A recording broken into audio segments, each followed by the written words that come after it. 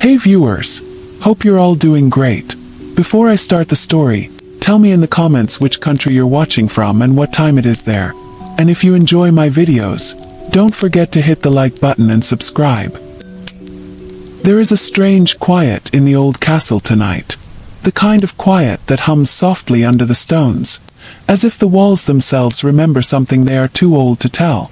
Down the long corridor, lit by just 3 torches that hiss and flicker against the damp air, a servant walks quickly, carrying a brass kettle that steams faintly, smelling of rosemary and thyme. His footsteps echo unevenly, and each one seems to draw nearer to something unseen, something waiting behind the oaken door at the end of the passage.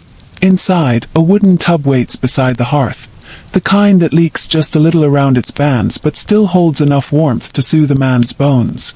And tonight, it is not for a baron nor for a priest. It is for a knight.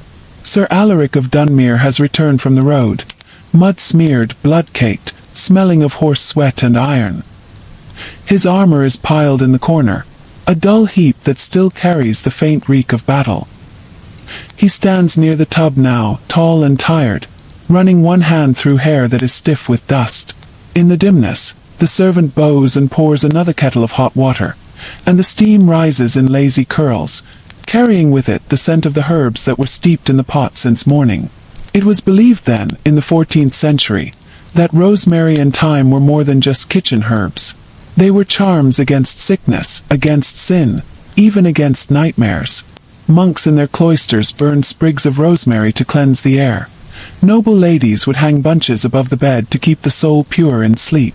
So when the bath was drawn for a night, these same herbs were used, not just for their scent, but to drive away the miasma of death that clung to every man who rode from war. The fire crackles, tub steams, and for a moment you can almost hear the hush of it, that small sigh of warmth in a cold stone chamber. The knight lowers himself into the water slowly. The wood creaks beneath his weight.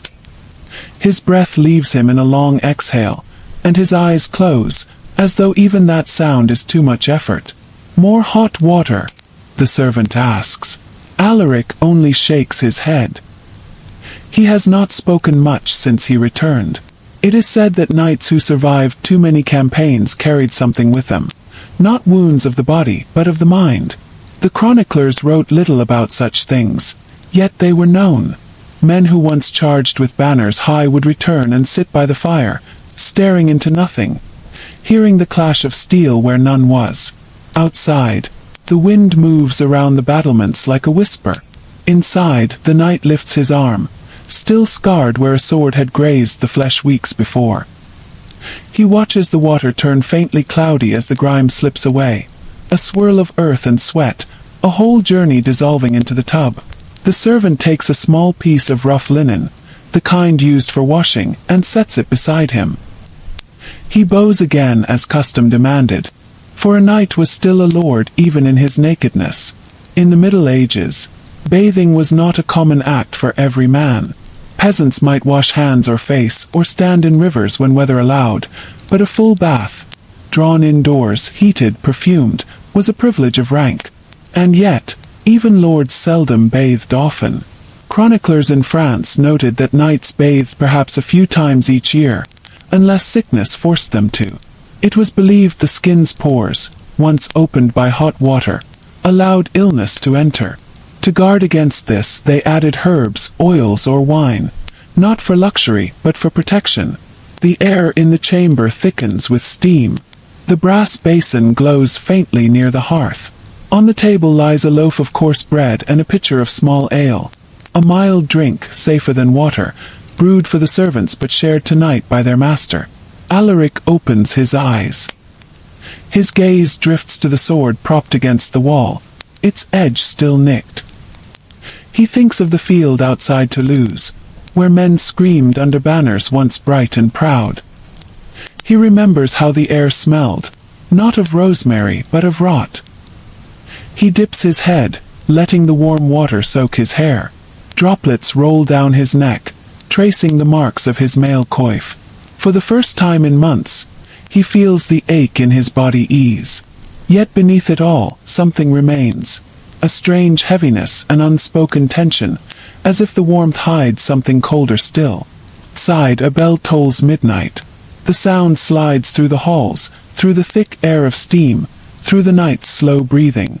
There is a creak, faint from the door. The servant glances back but sees only shadow. He turns again, pouring the last of the kettle's water.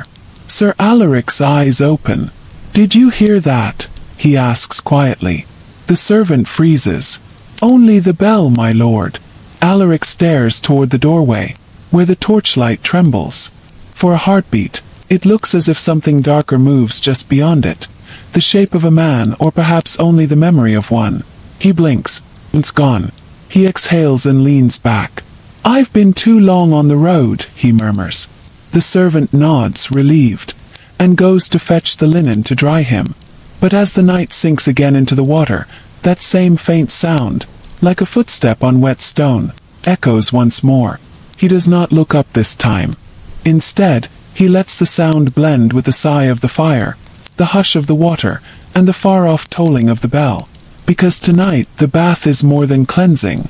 It is a pause, a fragile peace held between two storms, between one battle ended and another not yet begun. Steam curls upward, soft as breath, until it touches the cold stones above. And beneath it all, the old castle breathes too. Slow, patient, waiting for something to stir again. The water had begun to cool, and a thin mist clung to the knight's shoulders. He leaned back, eyes half closed, as the steam thinned and the room slowly regained its shape. The stone walls glistened faintly in the firelight. The faint scent of rosemary and thyme still lingered, though softer now, more like a memory than a fragrance.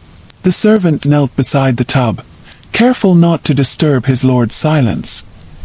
His hands were red from carrying kettles all evening. Beside him, a wooden ladle floated in the water, knocking lightly against the tub's edge with each ripple. It was the sound of quiet after a long campaign, the kind of quiet only stone halls could hold. Sir Alaric's gaze remained fixed on the fire. "Do you know," he said softly, "in Gascony they bathe with wine." The servant blinked, unsure if the knight was jesting. "Not for the scent," Alaric continued, his voice low and weary. "They believe it drives the chill from the blood. They pour hot wine into the water, red as blood itself." The servant made no reply, though he had heard stranger things. He had been born in these lands, raised beneath the same castle roof, and he had learned to listen rather than speak when knights returned from war. Alaric's words drifted like embers from the hearth. "When we camped beyond the Garonne, one of our men fell ill. Fever took him quick. The surgeon bathed him with rosemary and vinegar, said it would cleanse the corruption. The poor fool died anyway. But the smell," he paused, staring into the coals, "the smell stayed with me." He lifted his arm, studied the faint scars, the dirt still caught beneath his nails. "There is always a smell after battle. Seeps into you. No matter how hot the water, it doesn't leave." The servant busied himself by folding a coarse linen towel. He dared not answer. Bathing for a night was not simply washing the body. It was ceremony. In some castles, the ritual was almost sacred. The tub was placed near the fire, the water scented with herbs, sometimes a few drops of oil. In wealthier courts, music might play, a lute perhaps, to soothe the mind. Afterward, clean linen and perfumed garments awaited. For those who had spent weeks beneath armor and filth, it was as close to rebirth as a man could feel. And yet, for all the cleansing, the age was steeped in superstition. Chroniclers recorded how physicians warned against too much bathing. They believed that opening the pores allowed the humors of the body to escape, or worse, that spirits of sickness could slip inside. Still, knights bathed before great feasts or before meeting a lady, or when preparing for confession. Clean body, it was said, made for a cleaner soul. Alaric breathed deeply, his chest rising and falling with the rhythm of the fire.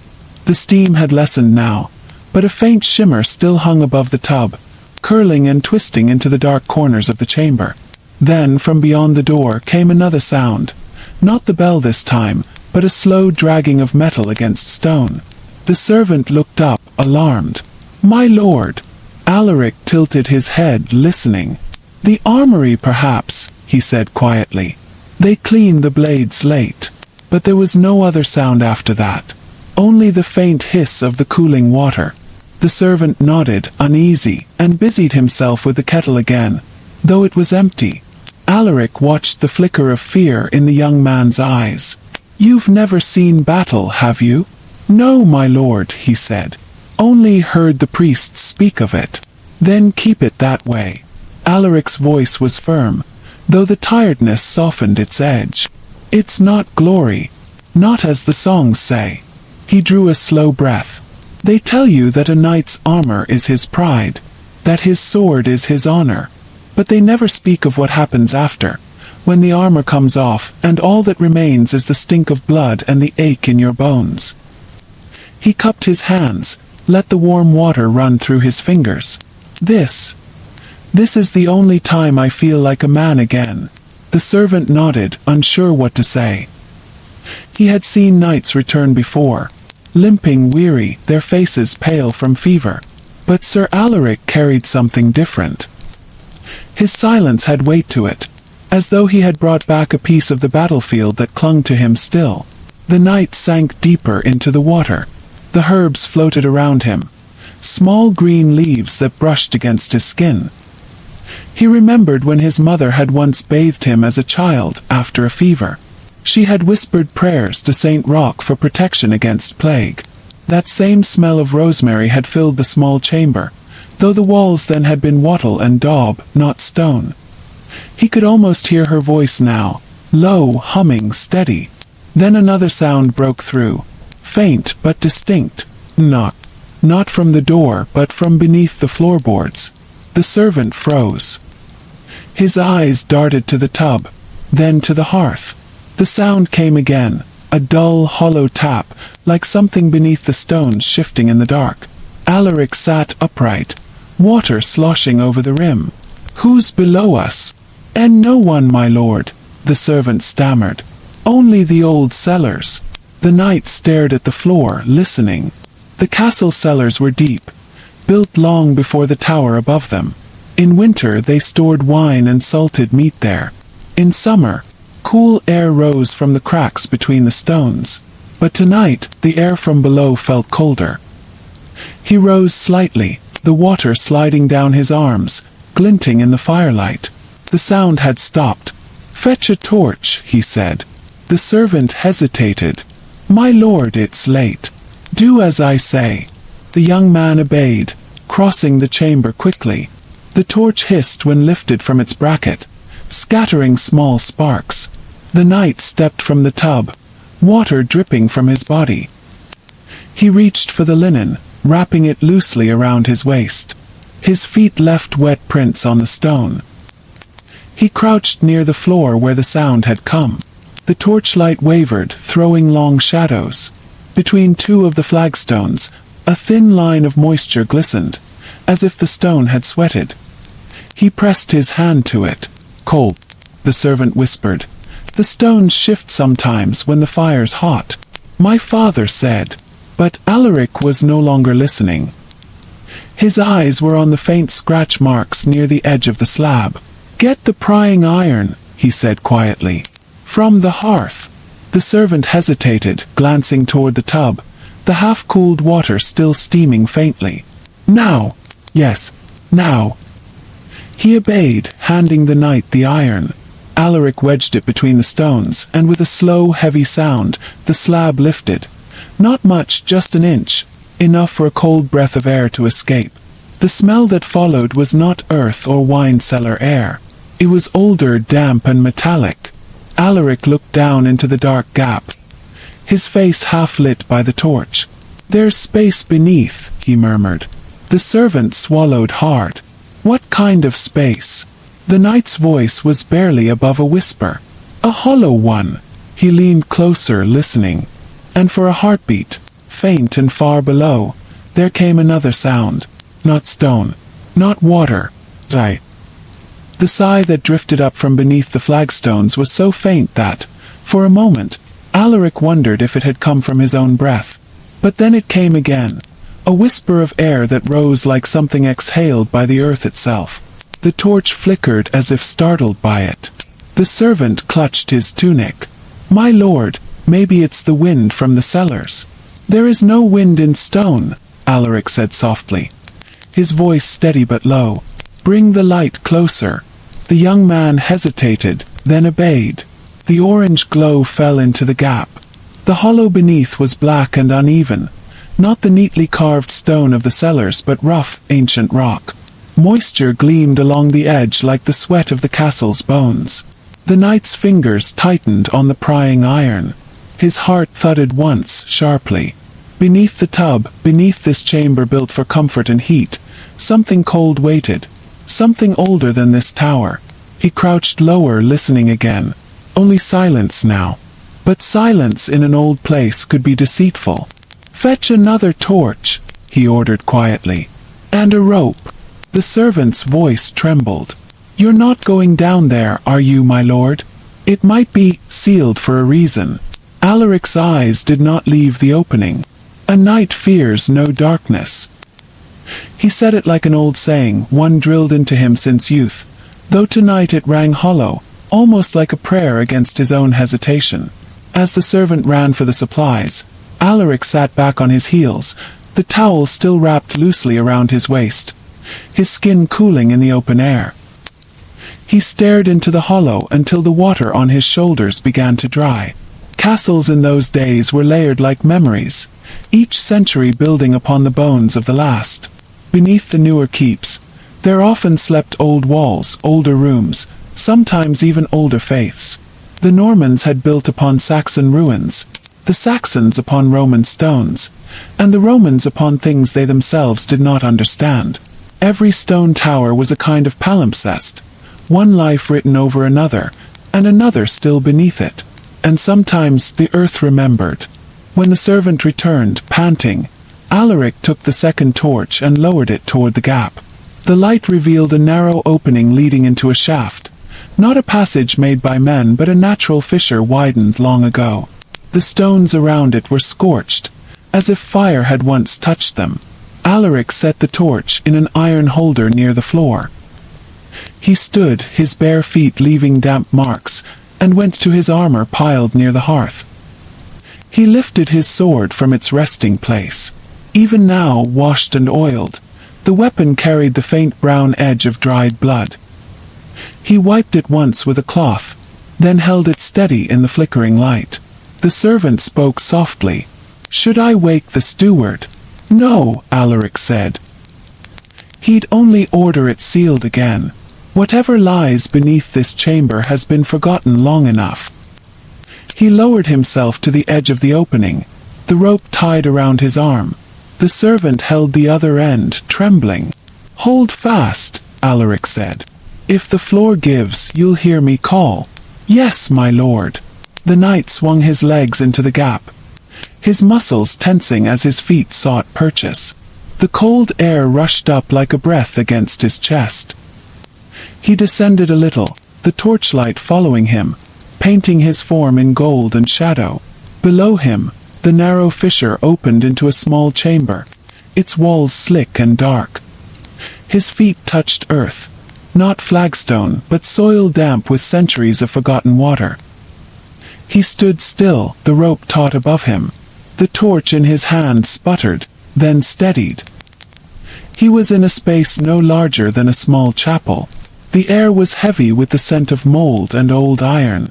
The walls bore strange marks, not letters, not carvings, but long scratches, as though claws or tools had scraped across the stone. Alaric lifted the torch higher. In the far corner, something glimmered faintly, a reflection of gold or brass. He moved closer. It was a basin, old and half buried in silt, shaped from copper turned green with age. 'Twas a bath. Not the wide wooden kind from his chamber, but a shallow, circular vessel set into the ground. The edge was inlaid with faint etchings, faded symbols that might once have been runes. The sight froze him, for in that moment memory stirred. He remembered the old tales told by his mother, how, before the Christians came, The land's first people bathed their dead in holy water scented with herbs to purify them for the afterlife. These baths, she had said, were placed below the earth, hidden from the eyes of priests who would call them heathen. He knelt beside it, brushing away the damp soil. The copper surface was cold to the touch, colder than the air. In its center lay something small, a fragment of bone. The servant's voice echoed faintly from above. "My lord, are you well?" Alaric did not answer at once. He stared at the bone, then at the marks around the basin. They looked like scratches, but now, in the trembling light, seemed deliberate, like the circles of a ritual. "I'm well," he called at last. "Stay where you are." He dipped his fingers into the basin. A thin layer of water still pooled there, clear and still. When he drew his hand out, the drops clung to his skin, shimmering faintly before sliding away. For an instant, perhaps only a trick of the torch, he thought he saw movement in the water's reflection. A figure, faint and pale, standing just behind him. He turned quickly. The chamber was empty. His heart beat faster. The air seemed thicker now, heavy with something unseen. The old scent of rosemary drifted faintly, though he had left it behind above.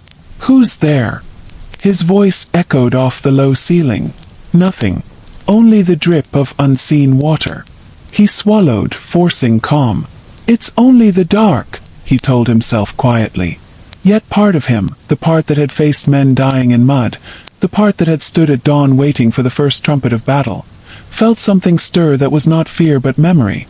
Something old, pressing close to the edges of his thoughts. He raised the torch again and saw, along one wall, the faint remnants of paint, red and black spirals, almost erased by time. The ancient Britons had painted such symbols before Rome ever came to these lands. This place was older even than his own language.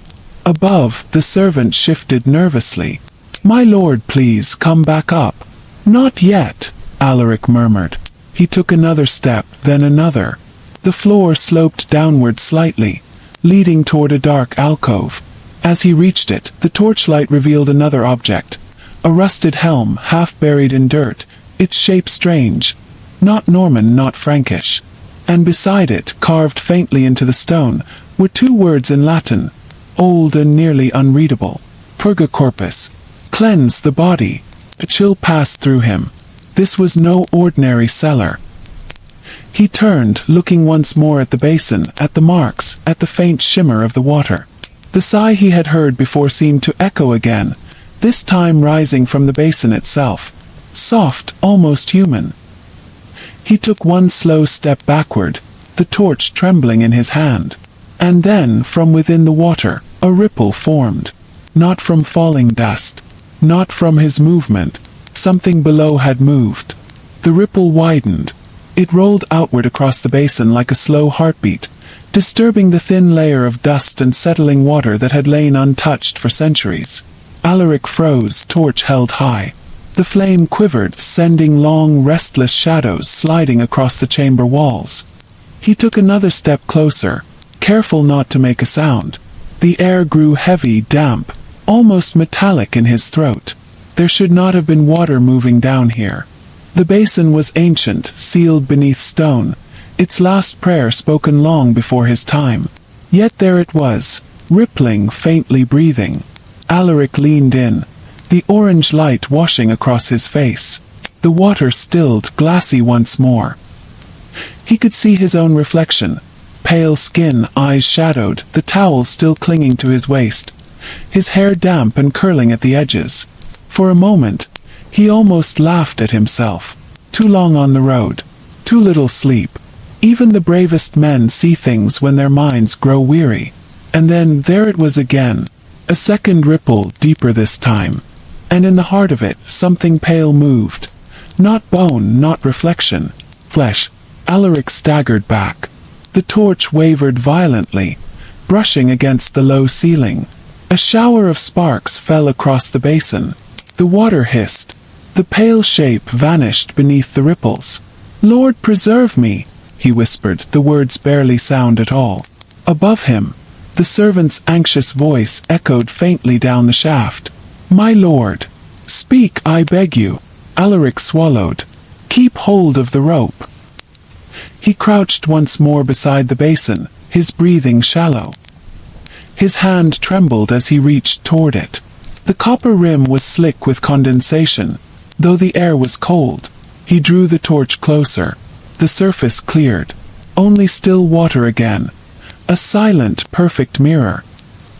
He could see the torchlight, his own reflection, and just beyond, something darker. The outline of a second face, faint and blurred. He jerked back. The reflection was gone. There was no sound now but the drip, drip, drip from the stones above. He had seen death before. Hundreds of men fallen, eyes open to the sky. He had seen blood soak into the soil and steam in the morning sun. But this was different. This was quiet and old and patient. Alaric forced himself to breathe slowly, as his training taught him. Deep in through the nose, out through the mouth. He let the torchlight steady his gaze. It was only water. Only an echo of something forgotten. Still he could not leave it. He dipped his hand again. The water felt warmer than the air now, unnaturally so. It clung to his skin, slick and heavy. When he drew it back, the drops gleamed faintly in the light. Almost silver. Silver, he murmured, frowning. No, not silver. He rubbed his thumb against his palm. Oil. It was neither. The droplets shimmered and then vanished, as though absorbed by his skin. A low hum began to rise in his ears. So soft it could have been the rush of blood. Yet it felt external, distant. A tone that vibrated through the floor and up through his knees. He stood quickly, turning toward the fissure above. Pull me up. The servant obeyed at once, straining on the rope. The torchlight swung wildly as Alaric climbed, the shadows twisting like living things. When he reached the surface again, he hauled himself over the edge, landing heavily beside the tub. His skin was pale, his breath uneven. The servant stared at him, wide-eyed. What did you see, my lord? Nothing, Alaric said too quickly. Old things. Forgotten things. The servant's gaze flicked toward the open stone. Should we seal it? Yes. Alaric rose, grabbed the iron bar, and heaved the slab back into place. It settled with a dull, final sound. Dust puffed from the cracks. Seal it with mortar come morning, he said. No one goes down there again. The servant nodded, though his hands shook. Alaric moved to the tub, staring into the water he'd left cooling by the fire. The surface was still. No ripples, no reflections. Only the faint trace of rosemary floating near the rim. He sank onto the stool beside it, elbows on his knees. His mind churned with old words. Purga corpus, cleanse the body. The ancients had believed in purification through water. The Romans built their baths not merely for cleanliness, but for ritual. Before entering their temples, worshippers washed their hands and faces to signify the washing away of sin. When the empire fell and Christendom rose, the church adopted the same idea but transformed it. Baptism, not bathing, became the cleansing of the soul. And yet, even in this new age, water still held power. Alaric remembered a story told by his old chaplain, of a knight who found an ancient spring beneath his estate. He bathed there nightly, believing it made him invincible. They found him weeks later, drowned in water barely deep enough to cover his face. The priest said the spring was cursed, a relic of the pagans who worshipped before Christ. The fire cracked loudly. Alaric started. The servant poured fresh water into a basin for washing. Would you like to finish your bath, my lord? He asked cautiously. Alaric looked toward the tub again. The steam had faded, the air cool. Yet as he watched, a single ripple crossed its surface. Slow, deliberate, though no hand had touched it. His throat tightened. No, he said softly. That's enough for tonight. He stood, taking the towel from his waist and wrapping it tighter. He crossed to the hearth, staring into the fire as if trying to burn the image from his thoughts. The servant began to gather the buckets, glancing nervously toward the sealed stone. The castle around them was utterly still. Even the wind had died outside. After a time, Alaric spoke again, his voice distant. "When my father built this tower, the masons found bones in the foundation. He said they were from beasts, but one of the older men swore they were human. He said every castle has its grave, its first sacrifice to hold the walls steady." The servant paused. "You think that was down there?" "I don't know," Alaric said. "And I don't wish to." He turned from the fire and began to dress, pulling a rough tunic over his damp skin. The scent of rosemary still clung faintly to him, though it now seemed sharper, bitter. Outside the chamber, the corridor stretched silent and dark. The torches along the walls had burned low. Somewhere far below, water dripped. Slow, steady, endless. He would not sleep easily tonight. He knew now that beneath the warmth of his bath and the comfort of his hearth lay something ancient and unclean, something that had been waiting far longer than his line had held this land. And though he told himself it was only imagination, only fatigue, he could still feel the faint chill against his hand, the ghost of that shimmer on his skin, as if the water below had touched him and marked him somehow. The night of Dunmere had cleansed his body, but the earth beneath his castle had stirred, and it was not finished with him yet. The hour had turned deep. The torches burned low, leaving slow-moving shadows that danced across the rough walls of the wooden chamber. The night's bath had cooled somewhat, but not enough to wake him from the weight of thought that settled on his chest. The scent of rosemary and thyme had softened now, their essence mingling with the faint smell of iron from the tub's hoops, and the faint tinge of damp wool. Sir Aldred, yes, that was his name, tilted his head back against the rim of the tub, eyes fixed upon the rafters that creaked occasionally, like an old voice whispering of time passing. His squire, Tomas, moved quietly about the room, wringing out the cloth that had been dipped in the herb water and folding it neatly upon a stool. There was something almost ritualistic in the boy's movements, learned through service, shaped by repetition. Knights, Tomas had been told, were not simply warriors. They were men of oath and discipline, symbols of divine order. Yet here, stripped of armor and sword, Sir Aldred looked fragile, human, as any tired traveler might be after weeks of road dust and sleepless nights. The medieval world did not know the ease of modern water. Every drop had to be drawn by hand, heated by fire, and mixed with care so that the balance between warmth and comfort was not lost. Could take hours to prepare what today takes minutes. The water was precious, even for a man of status. For peasants, a bath like this was a rarity, perhaps a festival luxury, perhaps never at all. But for knights, after long campaigns, baths were both comfort and necessity. To neglect cleansing was to invite disease, and disease was death. Aldred stirred, breaking the quiet. "Add a little more of the rosemary, lad. The scent drives away foul humors. Or so my mother believed." Tomas nodded, crushing the dry leaves between his fingers and scattering them across the surface of the steaming water. They floated like tiny green boats, bobbing gently.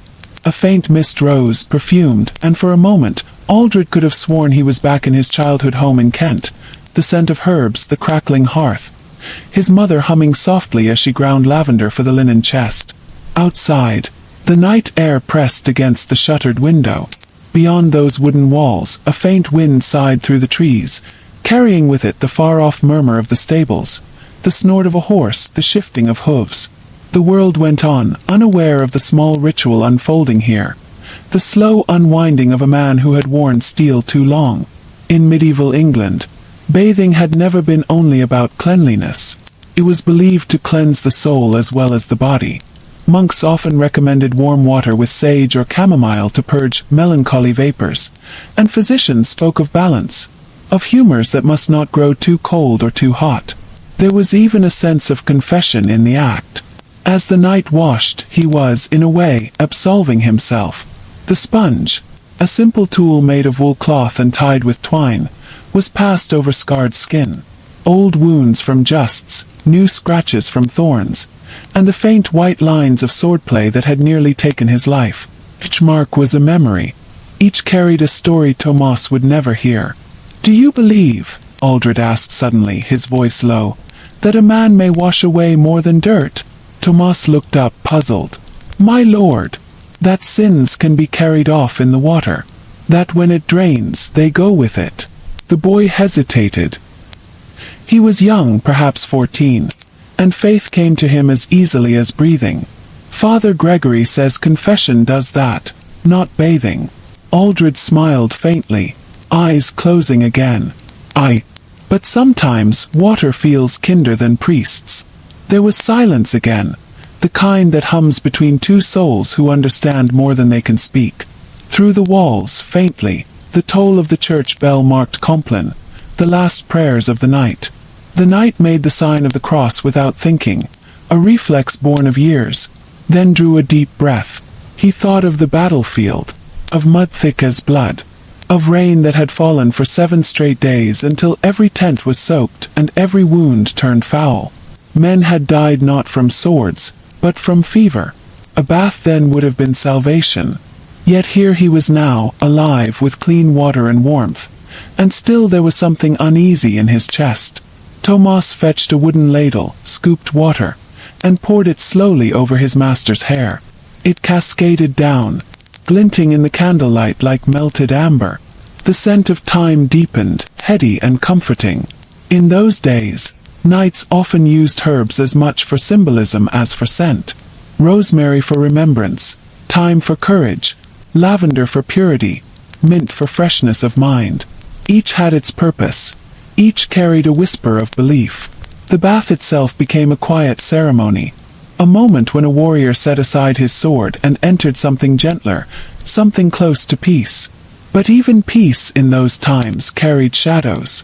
From the distant courtyard came a sound, a faint clatter, as of something metal dropped against stone. Tomas froze, eyes darting to the door. Aldred did not move at first, only listened. The sound did not repeat.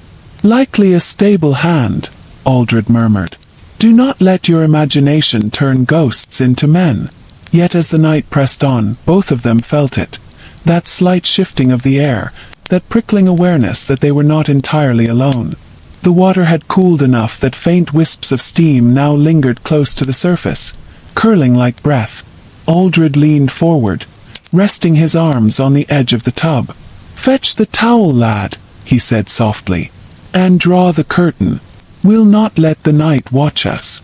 The boy obeyed, his hands trembling slightly. When he turned back, he thought, only for an instant, that he saw movement reflected in the water. A flicker like the passing of a shadow just behind them. But when he blinked, it was gone. Aldred said nothing. His face was calm, but in the stillness of the room, a sense of unease had begun to ripple. Gentle but steady, like water disturbed by an unseen hand.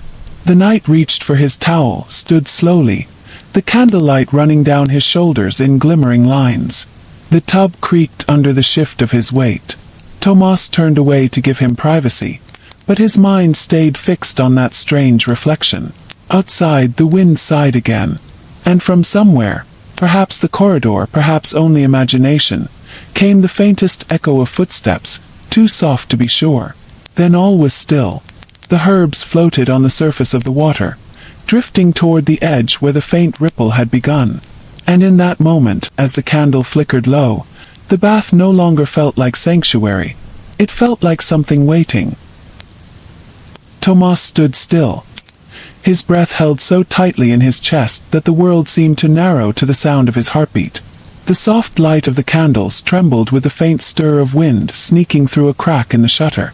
Outside, an owl called once, low and distant. Then silence reclaimed the world again. Sir Aldred wrapped the coarse wool towel around his shoulders, the drops of water trailing down his arms like cold silver threads. "Bolster the fire," Aldred murmured, his voice steady though his eyes had shifted toward the door. "The night grows cold." Tomas moved quickly, grateful for something to do. He knelt beside the small hearth in the corner and fed it a few thin logs, coaxing the flames back to life with a breath. The wood hissed, the scent of pine mixing with the herbs still rising faintly from the bathwater. It was the scent of comfort, and yet tonight it carried unease. The knight's chamber was not grand by any means, though he was of noble birth. After the campaigns in Normandy, even the wealthiest knights learned to sleep humbly. The room was half stone, half timber, the plaster cracked in places where winter had gnawed at it. The furniture was plain oak, heavy but worn. In one corner hung his sword belt and scabbard. In another, the dented shield that bore his family's crest, a falcon stooping toward prey.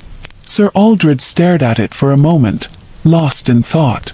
"A falcon," he whispered softly, once sharp-eyed, now blind to what moves in his own house.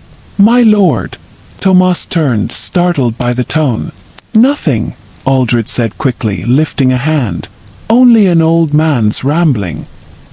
He was not old, truly, perhaps in his late 30s, but war aged a man faster than years.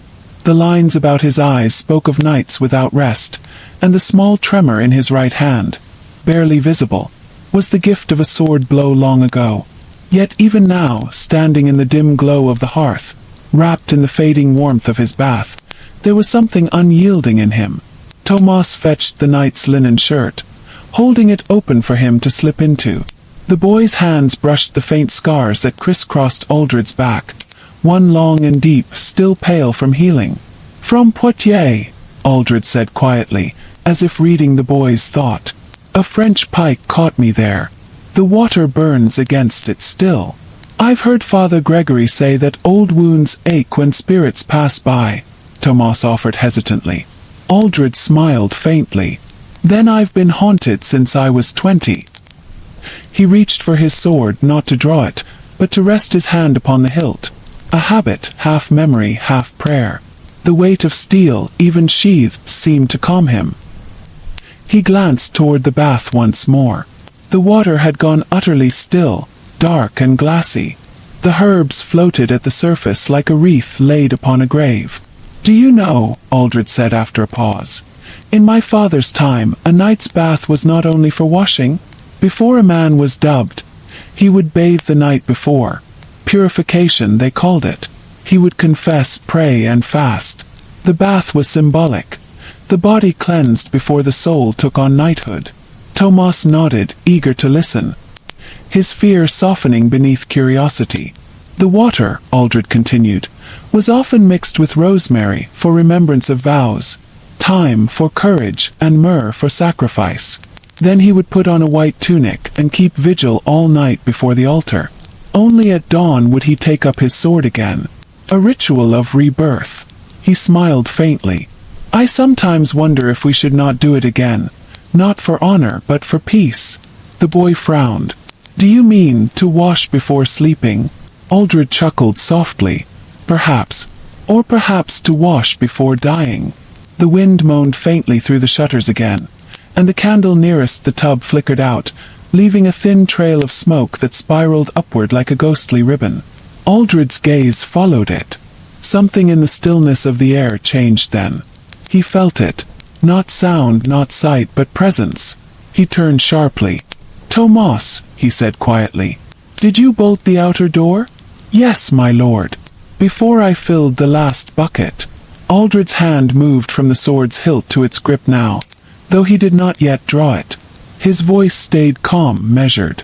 "Go check it again." The boy hesitated, then obeyed, padding softly across the creaking boards. The latch was firm, the iron bar in place. He looked back, shaking his head.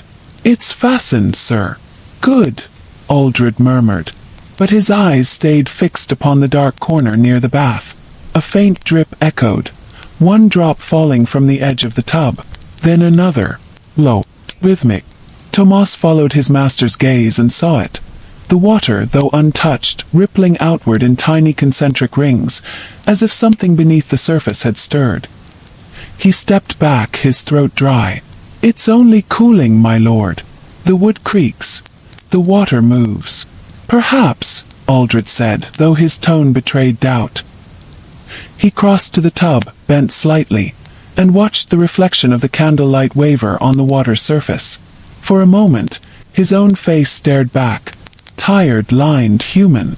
Then, in the faintest flicker of light, it was as if another face, pale and unfamiliar, shimmered beneath his. He straightened sharply. The ripples faded. The image vanished. He turned toward Tomas. "Fetch more candles," he ordered quietly. "And keep close." The boy moved quickly, pulling new tapers from the small chest by the hearth, his fingers trembling as he lit them one by one. The room brightened a little, and the shadows fled to the edges. Aldred breathed slowly, calming the tremor in his chest. "Will not speak of this to anyone," he said finally. "The mind plays tricks when weary." "Yes, my lord," Tomas whispered. But when the night turned away, Tomas's eyes darted back to the tub once more. The water was still again, calm as glass. Yet among the drifting herbs, one strand of rosemary had begun to coil slowly around itself, as if drawn by some faint unseen current. Outside, the wind rose once more, brushing against the shutters with a hollow sigh. Somewhere in the dark, the horses shifted restlessly. And within the room, though no word was spoken, both man and boy felt it deep in their bones, something ancient and unseen, watching them from the still water that once promised only rest. Sir Aldred sat heavily upon the edge of the bed, rubbing his temples. "Perhaps tomorrow," he murmured half to himself, "we ride for Canterbury. The air here feels old." Tomas nodded, clutching the last unlit candle in his hand. He did not dare speak, but in his heart he knew. It was not the air that was old.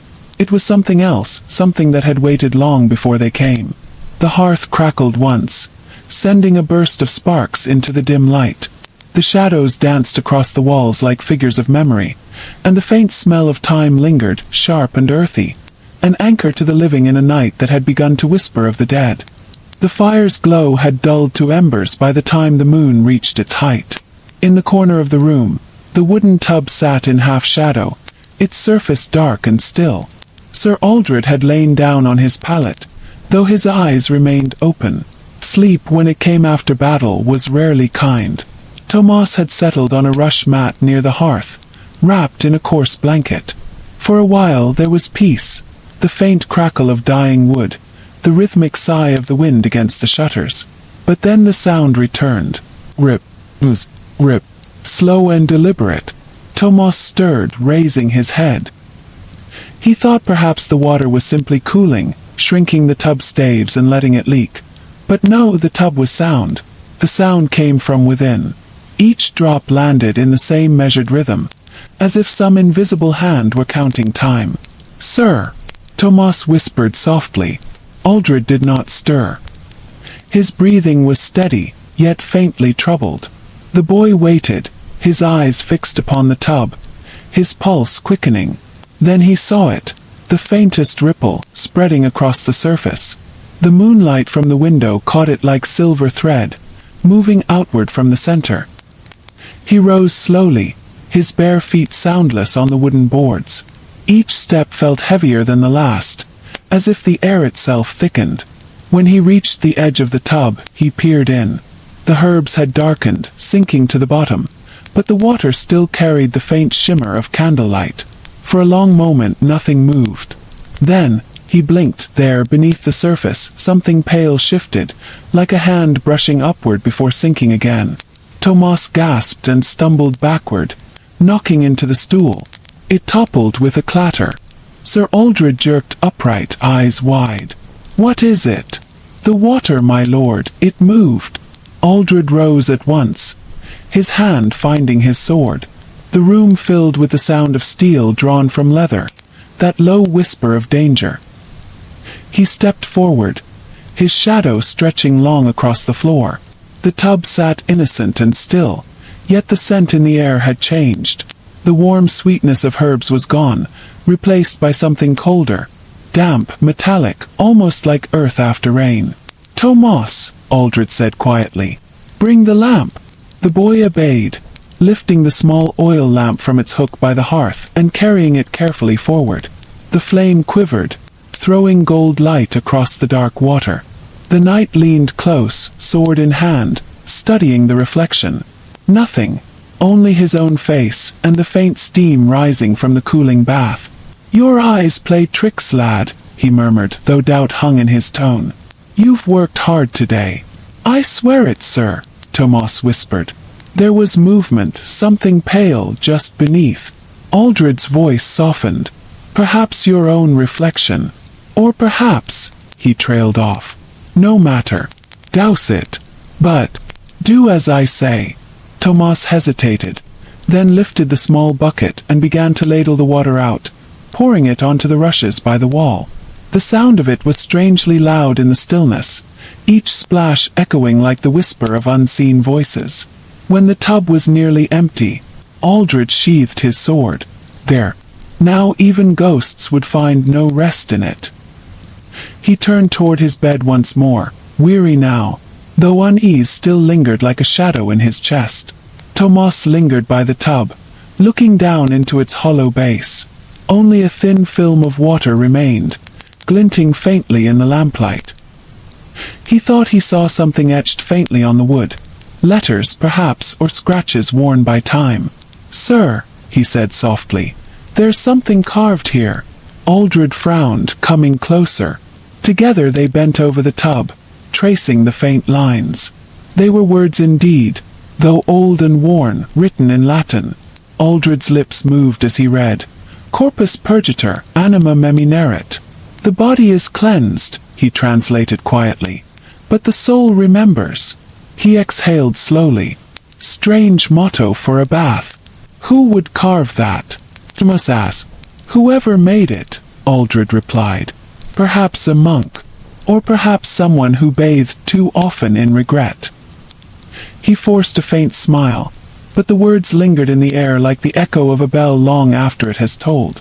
The knight returned to his bed, laying his sword across the blanket beside him, a habit of the road, born from years of needing to wake ready. Sleep now, he said. We ride at dawn.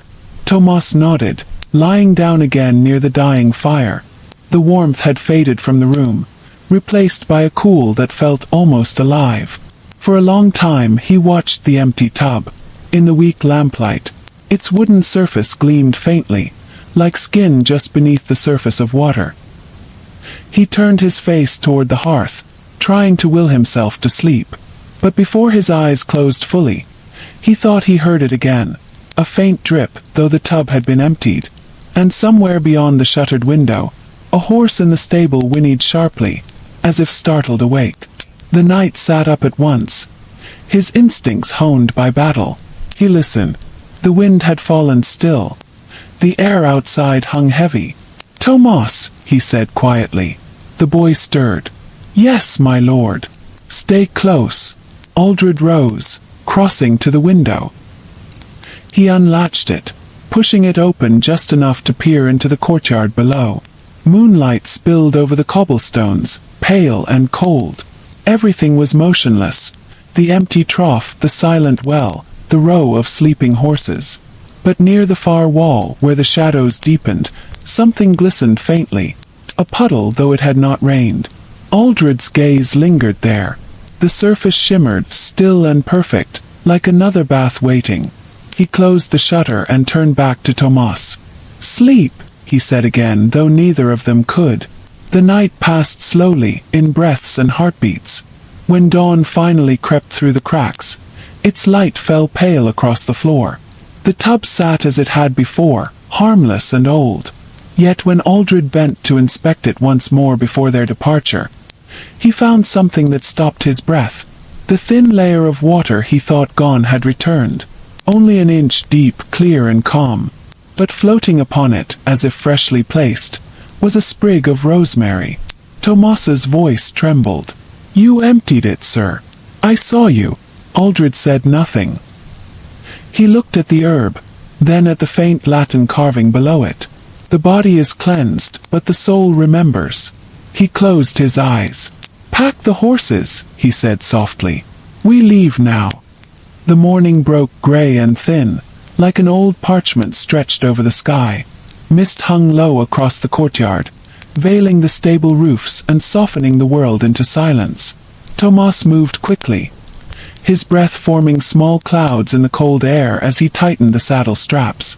The horses were uneasy, ears twitching, eyes rolling, hooves pawing lightly at the ground. Even the air smelled faintly strange, damp and metallic, like water left too long in a basin. Sir Aldred emerged from the chamber, his cloak drawn tight about his shoulders. His face was pale from lack of sleep, though he carried himself with the same measured calm he had learned on the battlefield. Behind him, the door to the bathing room stood ajar, and though Tomas tried not to look, his gaze flicked once toward it. The wooden tub still sat in the same place. In the grey light, it looked darker, older somehow, and the faint sprig of rosemary upon its surface gleamed as though freshly cut. Aldred followed the boy's glance. "Do not linger on it," he said quietly. "There are things best left unremembered." "Yes, my lord," Tomas whispered, though his voice betrayed unease. They led the horses out through the open gate and into the fog-draped fields beyond. The road wound downward between hedgerows, slick with dew. The sound of hooves was muffled, absorbed by the heavy air. For a while neither man nor boy spoke. Only when the inn had faded into the mist behind them did Aldred break the silence. "When I was a squire," he said softly, "I heard a tale of a knight much like myself, one who returned from war and found no peace in rest. They said he took to bathing each night, no matter the weather, believing the water could wash away the memory of the men he'd slain. But one night, when his squire came to wake him, they found the water clear and calm, and the night gone." Tomas glanced up, startled. "Gone?" Aldred nodded slowly, as though he'd never been there. His armor still stood beside the tub. His sword lay upon the stool. But in the water they found something that should not have been. What was it? "A shadow," Aldred said. "The outline of a man, faint but visible, pressed upon the wood beneath the water. When they drained it, the mark remained, as if the soul itself had soaked into the grain." He gave a thin smile. "Old tales for long roads. But last night, when I saw that Latin carved into the tub—" He trailed off, letting the fog swallow his words. Tomas shivered. Perhaps the tub once belonged to that knight. "Perhaps," Aldred said. "Or perhaps to 100 more like him. Water remembers, they say. It takes what we give it, sweat, blood, sorrow, and keeps it." The road turned east toward the small village of Wickwood, where the morning smoke from cottages curled faintly above the trees. The world seemed peaceful here. The distant cry of a rooster, the rustle of leaves, the first touch of sun struggling to pierce the mist. Yet beneath it all lay a quiet tension, the kind that seeps into a man when the mind has seen too much. By midday, they stopped beside a small brook to water the horses. Tomas knelt to fill their flask, cupping the clear water in his hands. It was cold and bright, running over smooth stones. "Clean," he murmured. "Nothing like the stillness of that tub." Aldred watched him, his expression unreadable. "Clean," he repeated softly. Then, kneeling beside the stream, he dipped his own hands into the current.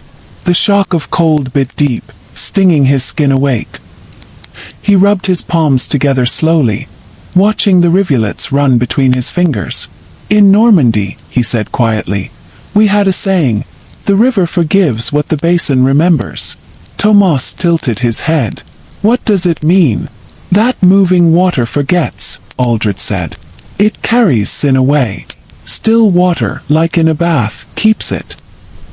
He looked up at the stream, at the way it wound through the mossy stones and vanished into the trees. Perhaps that is why the Romans built their baths beside springs that never stopped flowing. They understood something we have forgotten. The boy listened in silence, his hands still wet, the sunlight glimmering faintly on the water's surface. When they resumed their journey, the fog began to lift, and the road widened through fields where shepherds tended their flocks. Yet the light did not bring comfort. Aldred's thoughts lingered on the night before. The sound of dripping, the faint Latin carving, the impossible return of water. As evening drew near, they reached the edge of Wickwood. The villagers were plain folk. Millers, weavers, shepherds. Thatched cottages lined the narrow lane, and the smell of bread drifted from the oven of the inn. The signboard creaked faintly in the wind. "The Falcon's Rest." Aldred paused, staring at the carved falcon. "Strange coincidence," he murmured. Even here my crest follows me. They dismounted, and Tomas led the horses to the stable. The innkeeper, a stout man with a kindly face, welcomed them. A cold day for travel, Sir Knight. You'll want warmth and ale, I'll wager. Aye, Aldred replied with a faint smile. And perhaps a basin to wash the dust from my face. The innkeeper nodded. There's a fresh tub prepared in the back room. Our last guest left it unused by chance.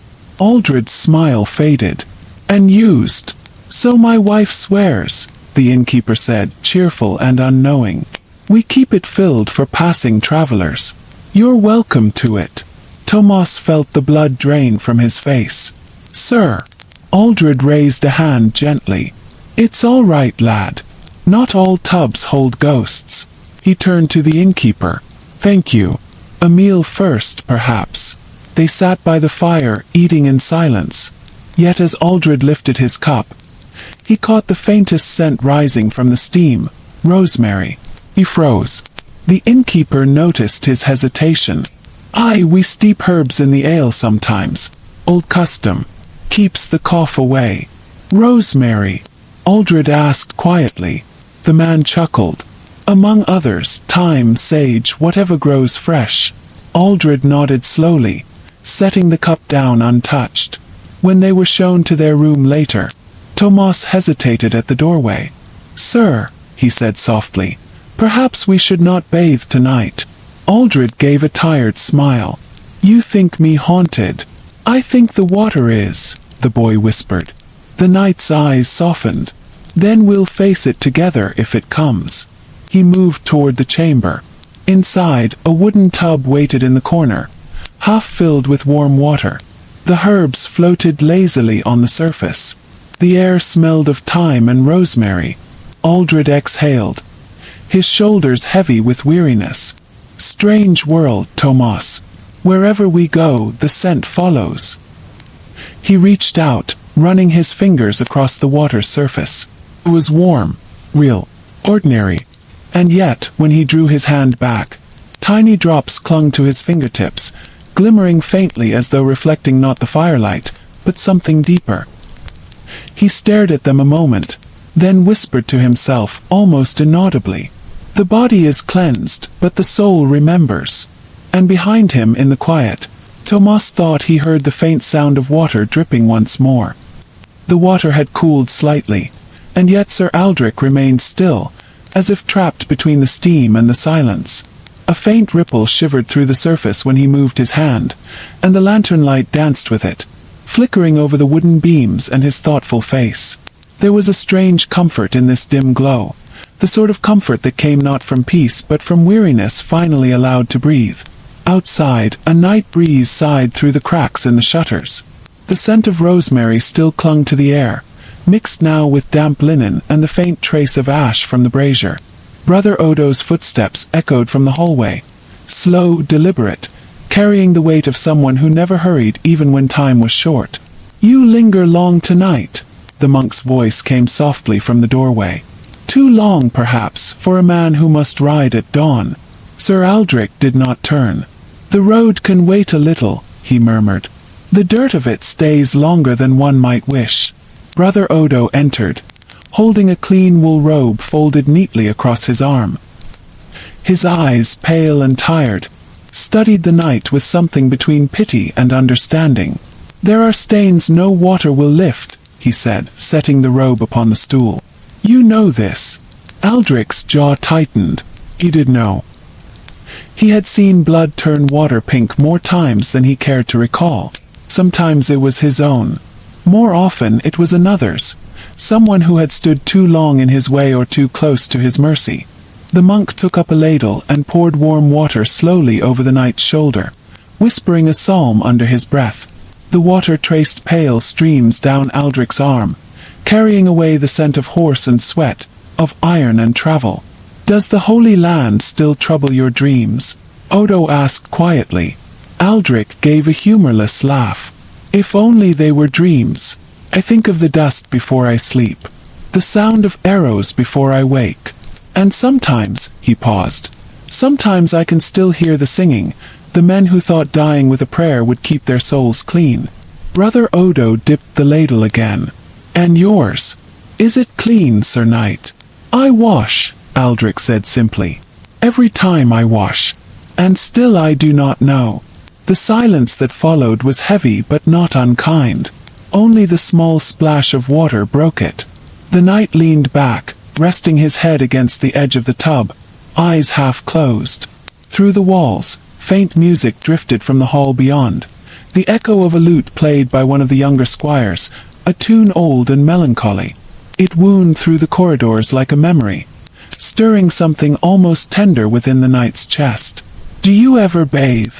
Aldrich asked suddenly, a ghost of a smile touching his lips. Brother Odo chuckled softly. "Not as knights do. We wash as monks, cold and quick, for the body is but a vessel." "A poor vessel," Aldrich muttered. "And yet it carries all our sins, doesn't it?" The monk's smile faded. "A vessel may be washed, my son. It is the heart that must be steeped."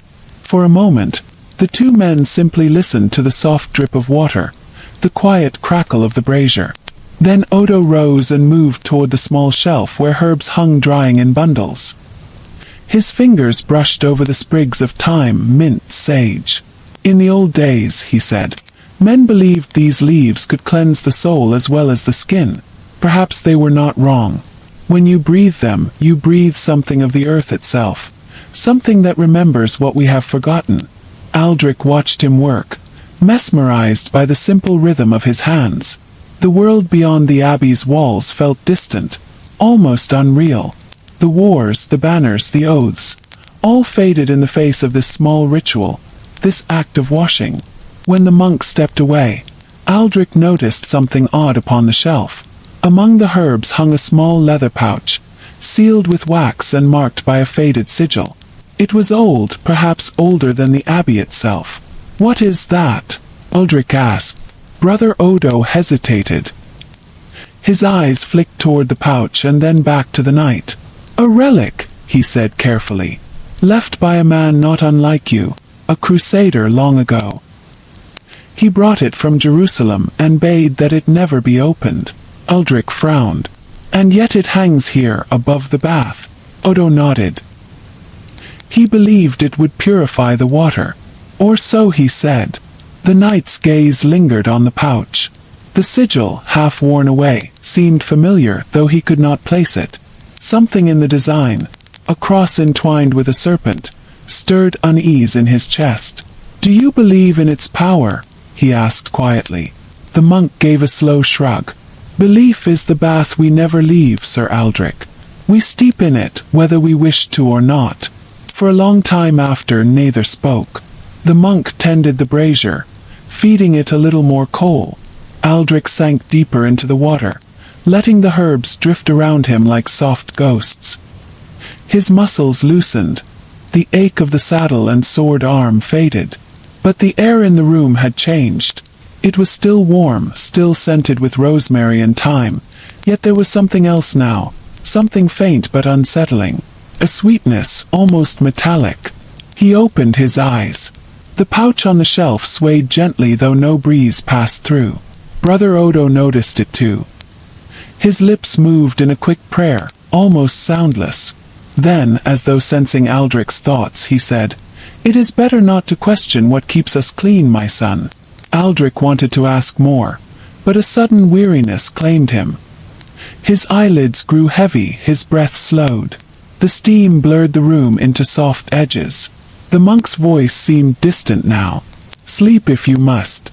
The road waits, but not the soul." And as the night drifted, the faintest sound rose beneath the surface of the water. A whisper, or perhaps only the echo of his own heartbeat.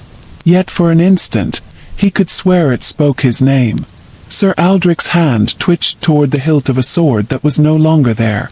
Then darkness folded around him, as warm and deep as the bath itself. Outside, the abbey bell tolled once, a hollow note that trembled through the night. The pouch stopped swaying. The air grew still again, and Brother Odo, standing alone beside the tub, crossed himself once, then looked toward the door as if expecting someone or something to enter. Morning came faint and grey, with a heavy hush of mist rolling over the abbey grounds. Sir Aldrich awoke slowly, the bathwater's warmth lingering in his bones like the memory of a dream too vivid to forget. His eyes opened to the faint gleam of sunlight spilling across the timber floor. The herbs had wilted slightly, leaving the air redolent with rosemary and thyme, a fragrance now tangled with something stranger, almost imperceptible, like wet stone or old iron. Tomas was already stirring, kneeling beside the tub, drying the last drops of water with a worn cloth. His movements were careful, almost reverent, as though he were undoing a ritual rather than simply cleaning a vessel. "You slept well?" Aldrich asked softly, his voice low, still thick with lingering fatigue. The boy nodded, though unease tugged at the corners of his face. I think so, my lord." Aldrich rose slowly, testing his limbs. The night's rest had been deep but uneasy, filled with fragments of sound he could not place. The drip of water, a faint echo of Latin, the swish of something moving just beneath the surface of the bath. He shook his head and exhaled, trying to force the memories from him. "Pack the horses," he said quietly. "We ride today." Tomas moved with silent obedience, yet his gaze kept flicking back toward the tub.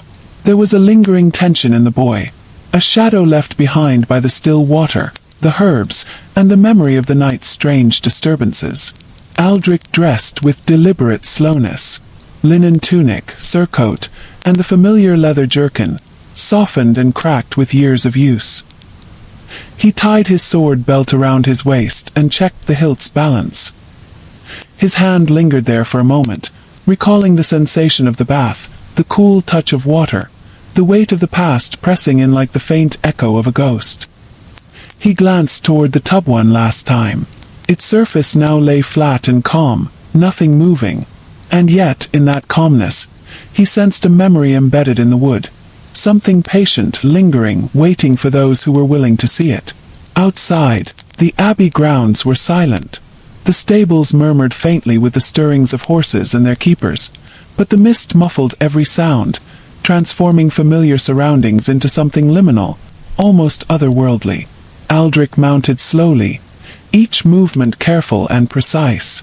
Tomas followed, leading the second horse, eyes fixed on the path ahead yet still tinged with worry.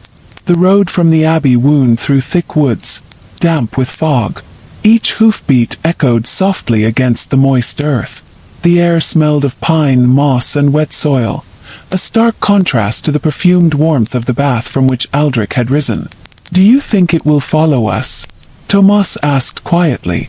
Aldrich did not answer at first. He guided his horse along a narrow trail, scanning the forest edges, noting the way the fog curled around tree trunks like smoke. "The past does not leave us," he said finally. "It lingers in water, in wood, in the air we breathe. You may escape its notice for a while, but it never forgets." Tomas swallowed, gripping the reins more tightly. "Even the tub." Aldrich looked back over his shoulder, a faint shadow flickering across his eyes. "Especially the tub. It keeps memory better than any man ever could." The forest thinned gradually, opening onto a stretch of road bordered by fields and scattered cottages.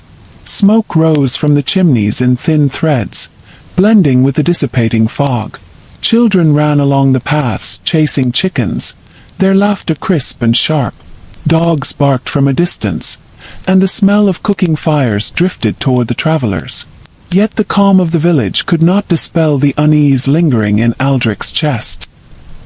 He felt the memory of the bath pressing inward, like an unseen hand resting on his shoulder. The Latin inscription, the floating herbs, the faint ripples that had defied reason.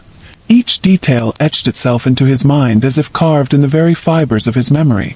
As they passed the village inn, Aldrich noticed a strange sight. A small boy standing near the doorway, clutching a sprig of rosemary. The child's eyes were wide and unblinking, fixed upon Aldrich with uncanny intensity. He nudged his horse forward slightly. "Do you know this boy?"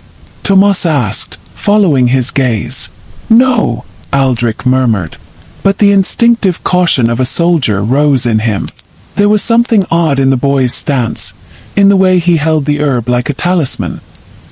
He did not step forward, nor did he move aside, yet the weight of his gaze felt tangible, almost pressing. The knight shook his head and continued down the road. Behind him, the boy did not move, and yet the feeling of being observed lingered. Aldrich's hand brushed against the hilt of his sword as they rode, not out of fear, but habit. A soldier's instinct that never truly rests.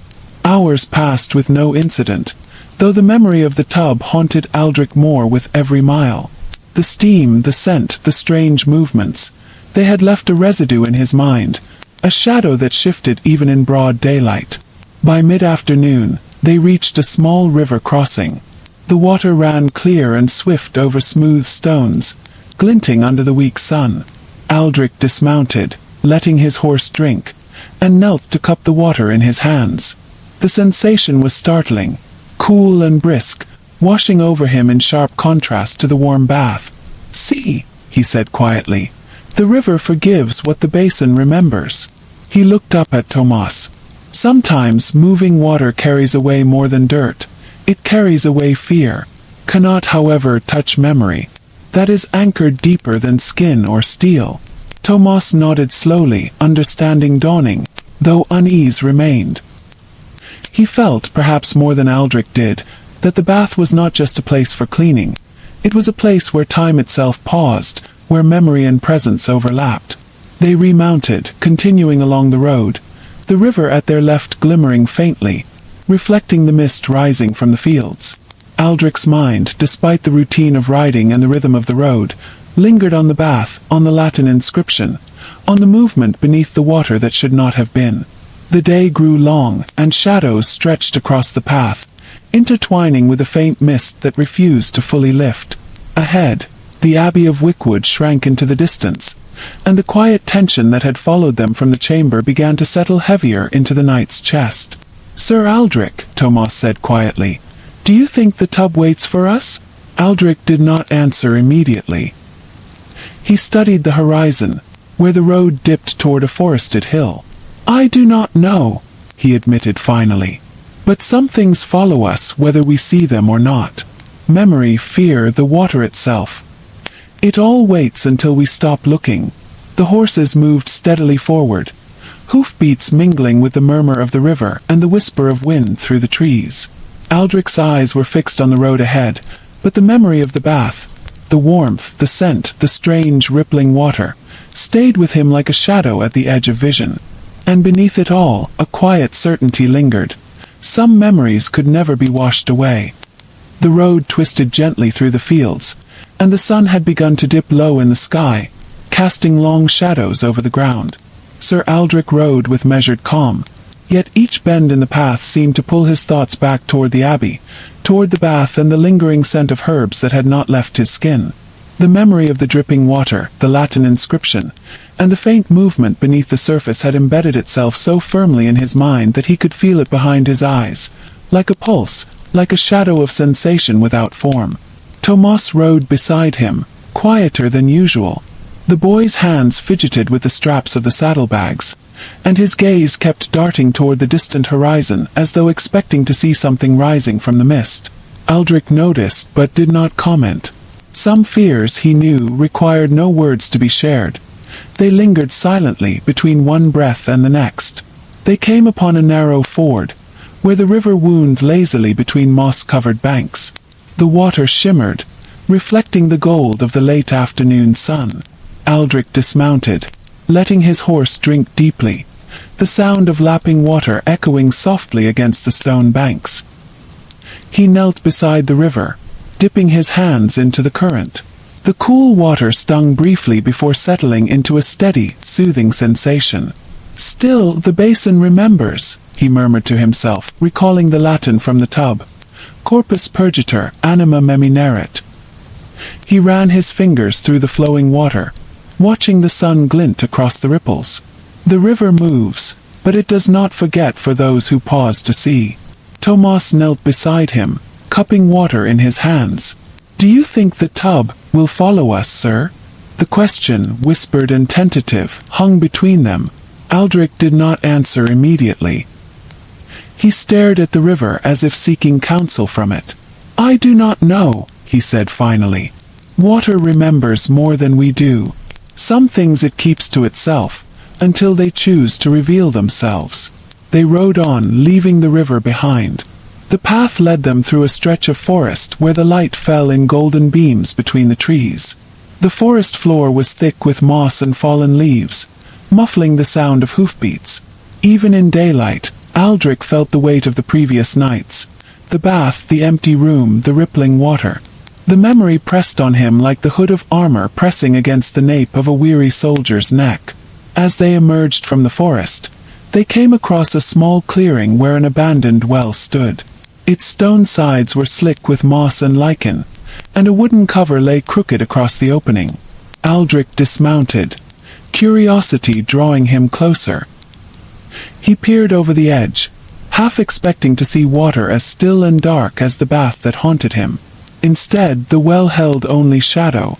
Yet in that shadow, he thought he saw movement, tiny ripples, as if something had brushed the surface just beneath the stone.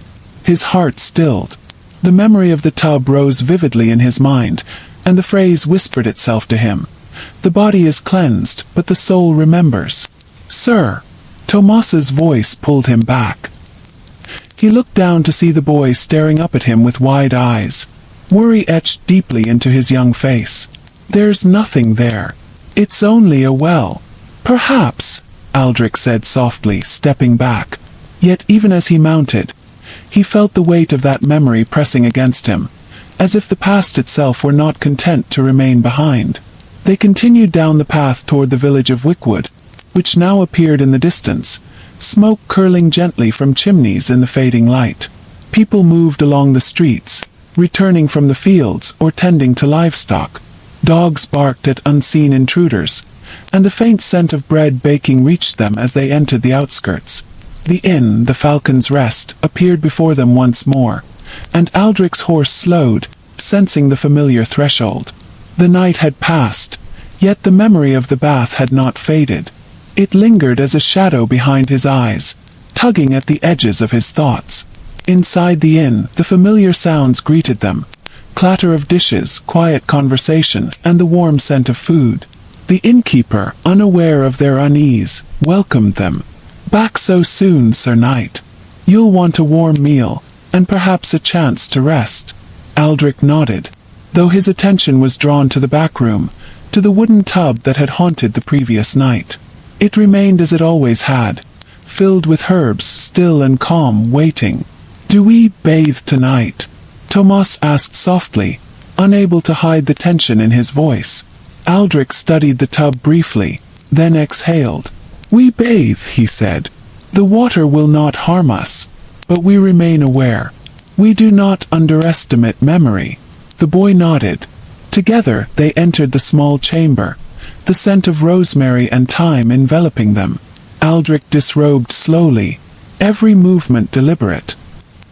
He dipped a hand into the water, feeling the warmth flow over his skin, carrying with it the faint echo of the night before.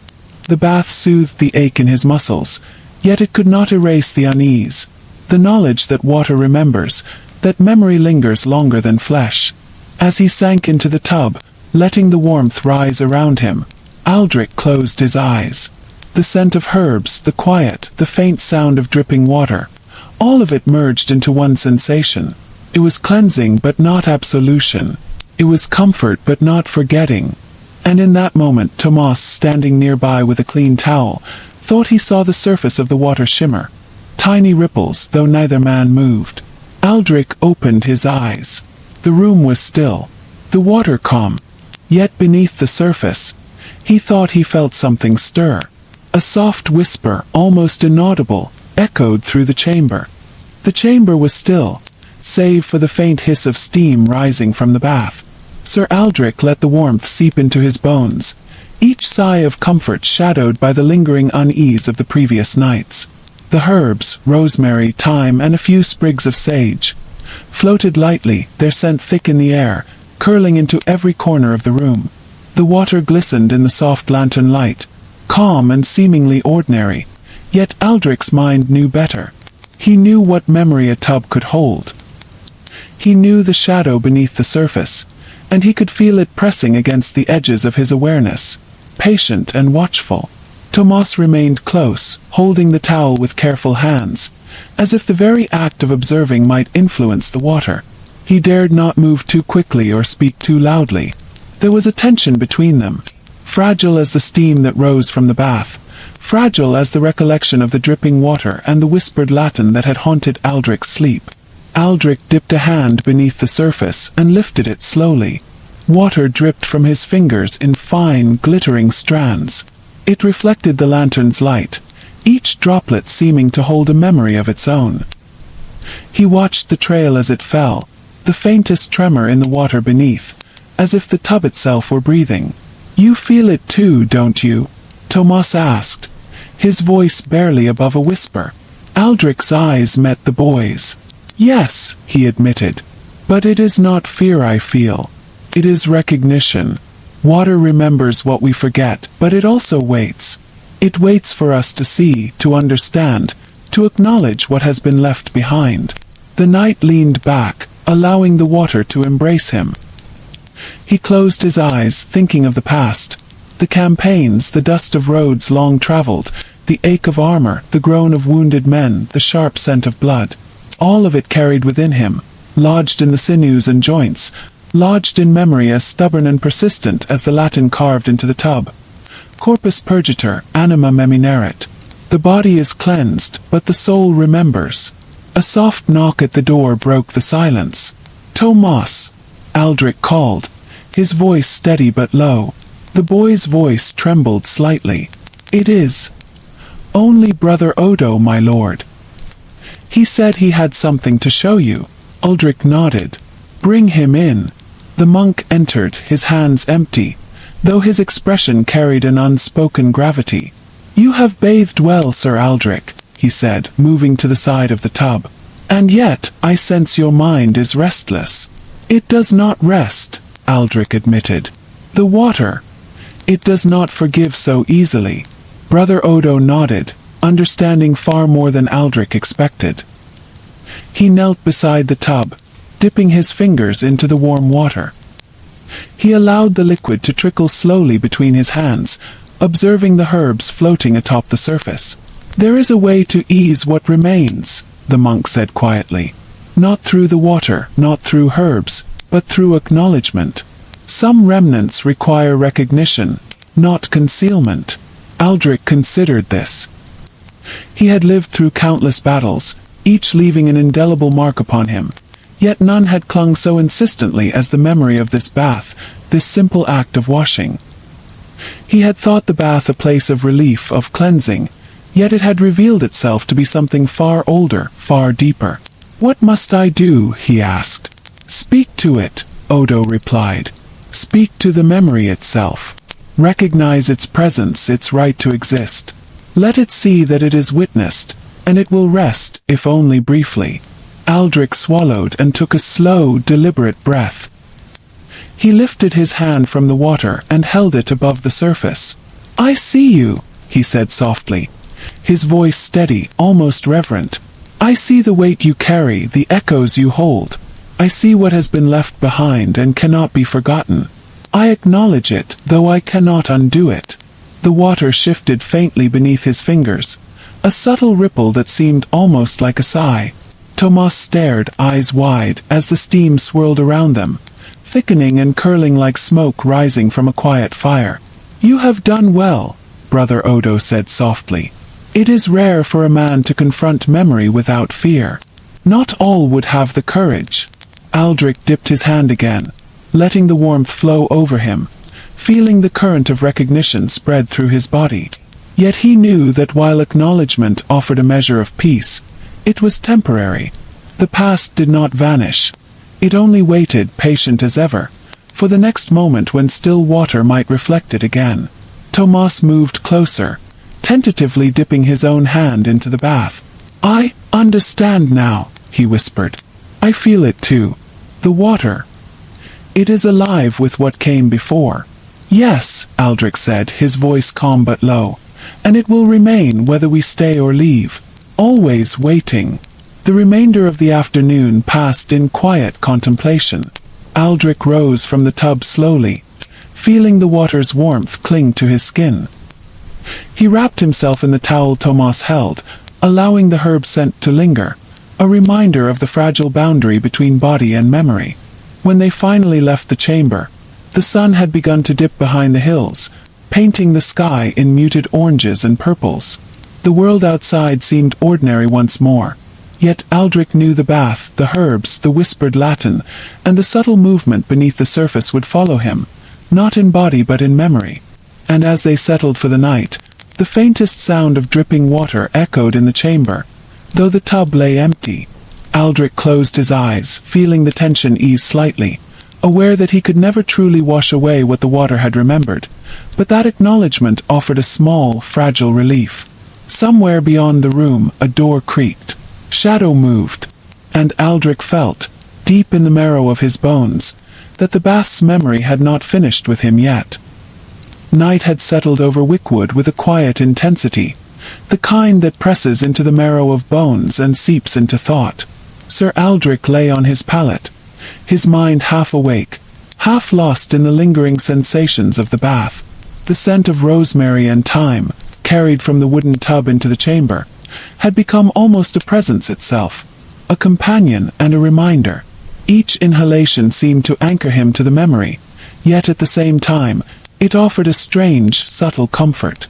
Tomas slept fitfully nearby, the boy's brow furrowed in dreams Aldrich dared not interpret. The night, however, remained still, listening. The quiet of the room was broken only by the soft creak of timber settling, the distant rustle of leaves outside, and faintly, the lingering rhythm of water in his memory. He rose quietly, careful not to disturb Tomas, and crossed to the tub. Its surface reflected the lantern light, calm and unbroken, herbs floating gently as if they had never been disturbed. Aldrich's hand hovered over the water, tracing its invisible contours without touching. He felt the weight of memory here, heavier than any armor, denser than any battlefield dust. A subtle ripple disturbed the surface. Aldrich blinked. He had expected stillness, and yet the water moved, softly, imperceptibly. The Latin inscription came to mind. Corpus purgator, anima memineret. He whispered the words aloud. The body is cleansed, but the soul remembers. The echo of his own voice seemed to stir the air. Steam curled around him, thickening, turning the room into a haze that made shapes indistinct and shadows alive. Aldrich felt his heartbeat quicken, not from fear, but from recognition. He knew the water held the past, every road traveled, every battle fought, every moment of victory and sorrow, and it remembered him. A faint scratching sound drew his attention to the far edge of the tub. At first, he thought it was the wood contracting, yet the noise was deliberate, slow, like nails drawn across a grain worn by centuries. Aldrich's hand moved instinctively to his sword, though he remained still, watching. "Who's there?" he whispered. The voice barely left his lips. No answer came. Only the water shifted again, and he thought he saw something faint beneath the surface. A shape, pale, like a hand brushing upward before sinking. His breath caught, but he did not retreat. He had seen this before. He had felt it before. The door creaked softly behind him. He turned his head, eyes narrowing into the dim light. Brother Odo stood there, his hands raised slightly in calm. "It is only me," the monk said quietly. "Do not fear what has already been acknowledged." Aldrich's shoulders eased fractionally. "And yet it moves," he said, nodding toward the tub. "Every time I return it stirs." "That is the nature of memory," Odo replied. "It does not sleep as we do. It rests lightly, ready to awaken when summoned, when touched, when noticed. And some memory is older than the buildings that hold it." The knight studied him. "Older than men, the monk affirmed. "Water carries it longer than flesh. It holds it quietly, and when we wash, it observes, reminding us." Aldrich's gaze returned to the tub. The herbs floated like small islands, and yet he felt the presence beneath, the quiet tension of centuries past. "It is patient," he said, voice low. "It waits for acknowledgement. I feel it watching, learning, remembering itself through me." Odo nodded slowly, stepping closer. "Then let it see. Let it witness what you have carried, and in doing so, you allow it rest. But remember, Sir Aldrich, rest in memory is temporary. The water does not forget. It merely waits for the next moment when attention turns back." The knight's eyes closed, and he took a deep breath. He allowed his mind to drift back through the roads, the campaigns, the nights without sleep, the men whose lives had ended at his side, and the victories that had come at a cost. He whispered each memory softly, giving them form, speaking them aloud into the water, letting it hear and acknowledge. The surface rippled gently in response. Aldrich could almost feel the water leaning closer, attentive, absorbing, reflecting. Tomas stirred in his sleep, murmuring. Aldrich glanced at him, then returned his attention to the tub. The room was thick with steam and the scent of herbs. The water held him in a delicate embrace, warm and insistent, a mirror not just of body, but of soul. Hours seemed to pass, though time had little meaning here. The water remained, calm yet alive. Aldrich finally rose, standing in the bath's gentle warmth. He let the steam curl around him one last time, feeling its weight and comfort, acknowledging the memory of all that had been placed there. Odo watched silently, and for the first time, Aldrich felt a quiet understanding, a fragile relief, not freedom. Memory was not meant to be erased. It was meant to be observed, acknowledged, and carried forward, even if its weight remained. The night deepened, and the chamber's shadows lengthened. Aldrich stepped from the tub, water dripping from his arms, hair damp, body cleansed yet soul touched. He wrapped the towel around himself and breathed deeply, the scent of herbs lingering, anchoring him. As he lay back on his pallet, the faintest sound of dripping returned. Soft, deliberate, steady. Aldrich's eyes closed, but he did not startle. He did not need to. He understood now. The water would always remember, and he would always acknowledge. And yet, beneath the calm, a thought lingered. The tub was not finished with him. Some memory waited, patient and quiet, for the next time it could be seen. The night stretched long, but Aldrich felt a small measure of peace, fragile as the steam curling above the bath. He turned his head toward Tomas, who slept soundly, and whispered softly, "Rest, lad. The water watches, but it waits for us to be ready." Outside, the abbey bell tolled in the distance. Somewhere beyond the walls, shadows shifted, and the air carried the faintest murmur of something ancient. And Aldrich knew that when dawn came, the journey would continue, not just across roads and fields, but through memory itself. The first light of dawn crept over Wickwood, pale and hesitant, brushing the rooftops with a faint gold. Sir Aldrich rose from his pallet slowly, every movement careful, as if mindful that the night's shadows still lingered in the corners of the chamber. The bathwater, though empty now, left a faint scent of herbs lingering in the air, soft and insistent, curling into every corner. It was as though the room itself had absorbed memory overnight, carrying the weight of what had been witnessed and what had yet to be understood. Tomas was already awake, kneeling by the window, watching the mist roll across the fields. His eyes were wide, unblinking, filled with the same quiet unease that Aldrich had known since the night of the bath. The boy's hand trembled slightly as he clutched the towel from the previous evening. "We ride soon," Aldrich said quietly, keeping his voice low to match the stillness of the morning. "The roads will not wait for memory to rest." Tomas nodded, though he did not speak. His silence seemed to stretch across the room, pressing lightly against the weight of the remembered bath. Aldrich dressed slowly, each movement deliberate. He felt the lingering warmth in his muscles, the faint scent of rosemary and thyme on his skin, and the memory of the subtle ripples that had moved beneath him in the water. He paused before leaving, glancing at the wooden tub. Though empty, it seemed alive still. Its surface reflected faint traces of what had been. A ripple here, a shadow there, the lingering echo of water that had once held so much more than mere cleanliness. Aldrich's fingers brushed the edge, and he felt a slight vibration beneath the wood, almost imperceptible, yet unmistakable. "Do you feel it too, sir?" Tomas asked softly, drawing Aldrich's attention. "Yes," Aldrich admitted. "Memory lingers where water once held it. Some things cannot be washed away completely." The boy's eyes widened, and he nodded slowly. There was understanding there now, mingled with unease, a knowledge that the bath was more than an ordinary act of washing. It was a vessel of memory, a keeper of echoes, and a silent witness to the past. They stepped outside into the cool morning air. The mist hung low across the abbey grounds, softening the edges of the world, turning familiar trees and buildings into shapes that seemed half imagined, half real.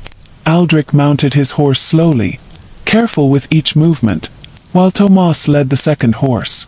The road ahead wound through fields damp with dew, glinting faintly in the soft morning light. The forest awaited, dark and dense at the road's edge, the mist curling between trunks and over roots like living tendrils. Aldrich guided his horse forward, every step measured, aware of the presence he carried with him from the bath. It was not fear exactly. It was recognition, an acknowledgement that some memory persists beyond water and sleep.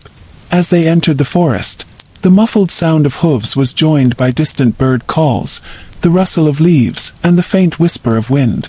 Aldrich kept his gaze on the path ahead, yet every so often he glanced to the side, half expecting the shadow of the past to rise from the undergrowth.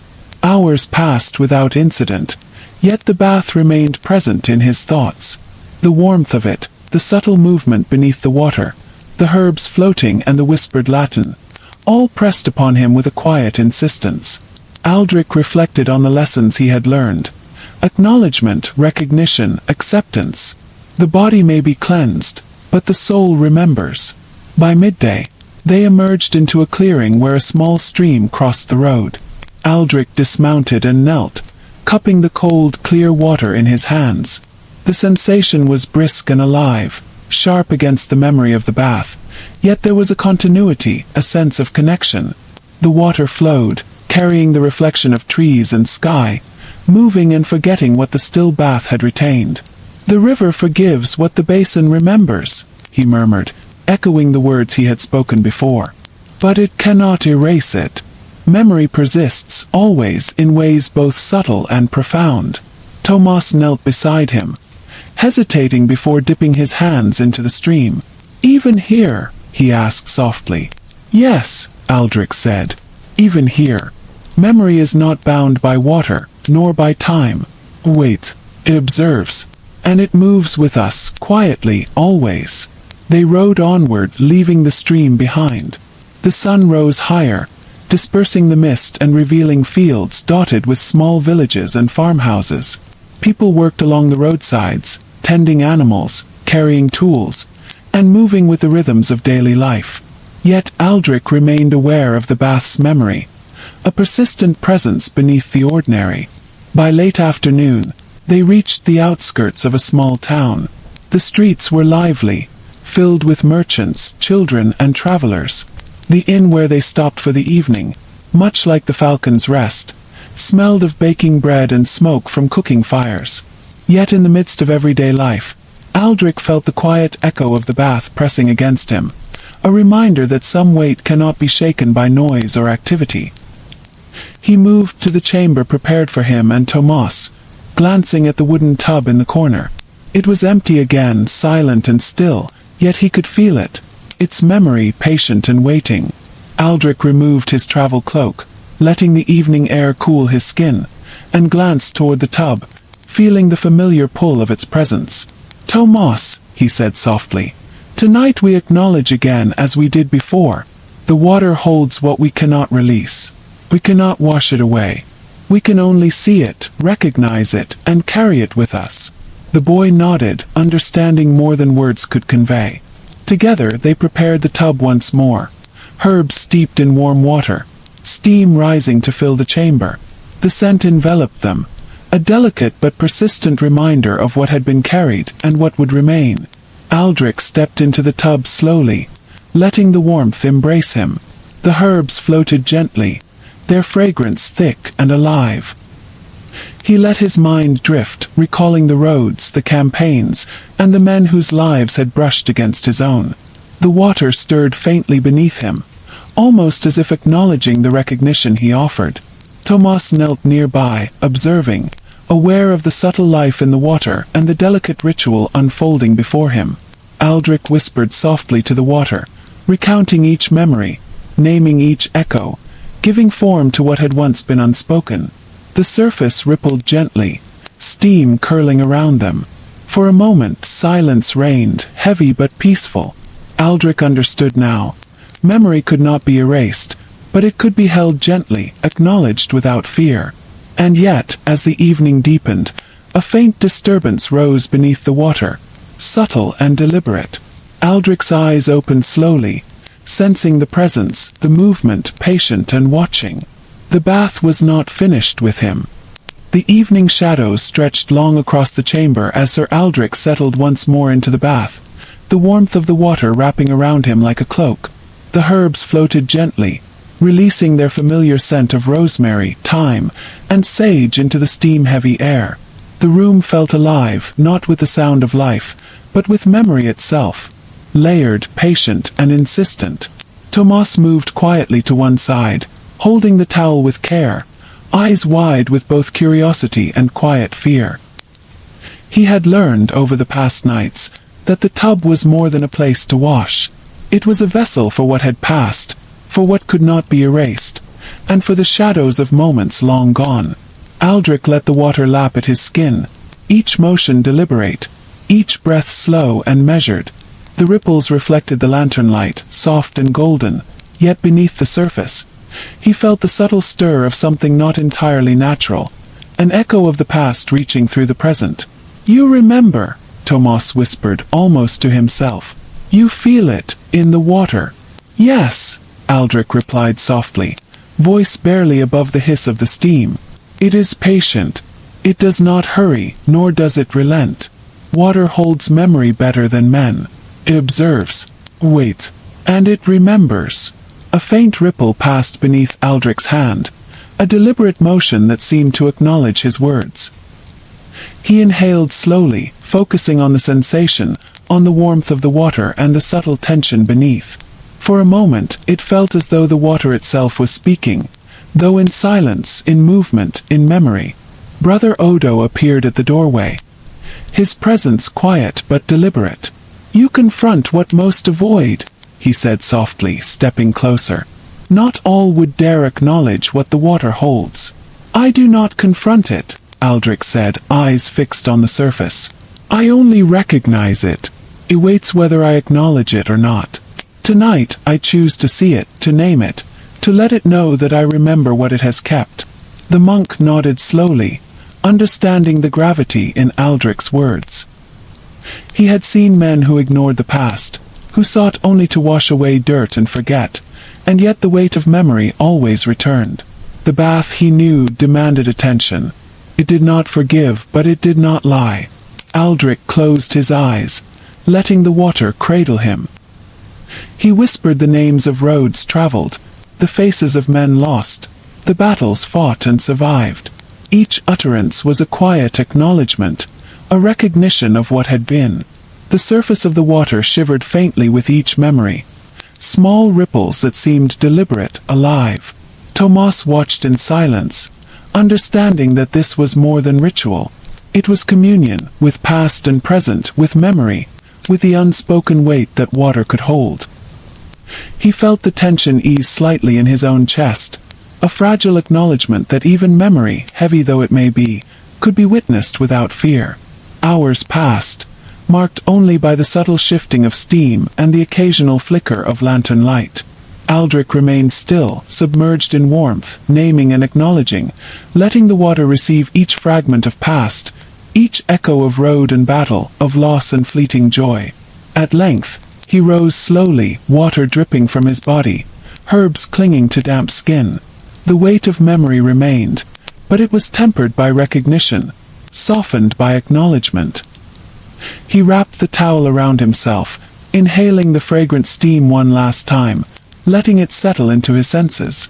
Outside, the night was deep and still, yet within the chamber, The water pulsed gently, as if still alive with what had been given to it. Aldrich understood fully. The bath would never relinquish its memories, nor should it. It was a witness, patient and eternal, holding what men often could not. He looked to Tomas, and the boy nodded, eyes wide but understanding, a silent recognition of the ritual they had shared. Together they left the bath, stepping carefully over the wooden floor, the warmth of the herbs lingering, carrying the scent of memory with them. And in the quiet of the night, as the lanterns flickered and the abbey slept, Aldrich knew that the bath's memory waited patiently for the next time he would return. It would stir beneath the surface, quiet, deliberate, and eternal, holding the past as it always had, watching, remembering, awaiting acknowledgement once more. The morning broke slowly over Wickwood, mist clinging to the fields like a soft, grey veil. Sir Aldrich stirred in his palate, the warmth of the previous night's bath lingering in his bones, though not fully soothing the weight of memory that rested upon him. Even in sleep, fragments of the tub and its mysterious movements had returned. Faint ripples, the scent of herbs, the whispered Latin that seemed to echo from beneath the water itself. Tomas was awake before him, kneeling at the window and watching the mist swirl through the trees. His expression carried the same quiet unease Aldrich had noticed over several days. The boy's hand trembled slightly as he adjusted the strap of the saddlebags prepared for travel. "We ride again today," Aldrich said quietly, his voice low so as not to disturb the thin morning silence. "The memory does not end here, but the road waits, and we must follow it." Tomas nodded, swallowing hard, yet the fear and wonder in his eyes were evident. Aldrich dressed slowly, careful with every motion. He tugged on the jerkin, wrapped the leather belt around his waist, and checked the sword's hilt. Each piece of armor and clothing carried the scent of herbs from the night's bath, a subtle reminder that memory clings, even to fabric and leather. The tub lay empty, calm and still, yet Aldrich sensed it was alive. Its memory had been stirred repeatedly, and now it waited. He reached a hand toward the edge of the wooden frame, brushing lightly. The surface hummed beneath his touch, faintly like a pulse. Tomas watched wide-eyed. "Will it follow us?" he asked, voice soft. Aldrich exhaled slowly, a deep, measured breath. "It waits," he said. "It does not follow, not in the way a man might. It is patient, but it remembers and it watches. That is enough for it to be present wherever we go." They stepped outside, and the cool morning air pressed against their skin. Mist rolled across the fields, softening the edges of the abbey and trees, turning the familiar landscape into something half real, half phantasm. Aldrich mounted first, testing the stirrup before swinging up. Tomas followed, holding the reins of the second horse, his hands tight with a mixture of apprehension and anticipation. The road ahead wound through damp meadows, dew glistening on the grass like tiny scattered gems. The air carried the scent of earth and the faint residue of herbs clinging to Aldrich's garments. It was a connection to the bath, to the memory, to the quiet rhythm that would remain with him long after the water cooled. They entered the forest, where the mist curled between the trunks and over roots like living tendrils. Every step of the horses on the soft, mossy ground was muffled, echoing faintly against the surrounding trees.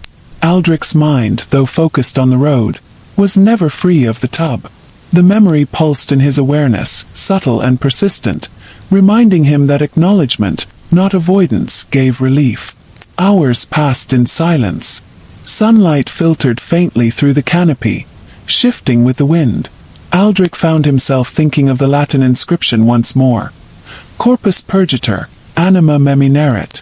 The body is cleansed, but the soul remembers. He ran the words quietly through his mind, feeling their weight, the echo of centuries embedded in the meaning. By midday, the forest opened into a clearing with a small river. Aldrich dismounted, letting the horse drink and bending to cup the water in his hands. The sensation of cold, moving water was startling, a sharp contrast to the bath's warmth, yet somehow familiar. He let the current flow over his fingers, feeling it carry away dust but not memory, the distinction subtle yet undeniable. "The river forgives what the basin remembers," he murmured, words almost lost in the rustle of leaves and the babble of the stream. But it does not erase it. Memory waits, and it moves with us, quietly, always. Tomas knelt beside him, dipping hands into the flowing water. Even here? He asked, voice soft. Yes, Aldrich said. Even here. Some things are not bound by place or time. They exist in water, in wood, in the air, in the quiet between breaths. We cannot escape them, only recognize them. They rode onward, leaving the river behind. Fields stretched out on either side, dotted with villages and farmlands. Life moved around them, ordinary and mundane. Yet Aldrich felt the persistent pull of memory beneath the skin, beneath the air, beneath the very road. The bath had taught him that acknowledgement was the only true relief, and that the water's memory waited for each return. As the day drew toward evening, the inn appeared ahead, smoke curling gently from chimneys into the fading light. Aldrich dismounted slowly, feeling the familiar stir of the bath's presence beneath the empty tub in the room that awaited them. It was a quiet insistence, subtle yet undeniable, calling to the night to remember once more. Tomas, he said softly, tonight we acknowledge again. The water is patient. It does not rush nor relent. It simply waits, and we choose to see it, to honor it, to carry it with us. The boy nodded, understanding the gravity of the moment. The room was prepared with herbs steeped in warm water, and the lanterns flickered softly, casting long shadows. Aldrich stepped into the tub slowly, letting warmth and memory converge, each ripple beneath the surface a reminder that acknowledgement was the only path to temporary peace. Steam rose around him, curling like smoke from a quiet fire. He whispered softly, recounting the roads traveled, the battles fought, the lives touched and lost, the victories and sorrows. The water shifted faintly in response, subtle, deliberate, alive in the quiet way of memory. Tomas watched, awed and cautious, understanding now that the bath was more than a cleansing of flesh. It was a ritual of remembrance, a conversation with the past, a reconciliation with what could not be forgotten. As night deepened, the water remained gentle but alert. Aldrich rose slowly, letting the warmth fade into the air, herbs clinging to his damp skin.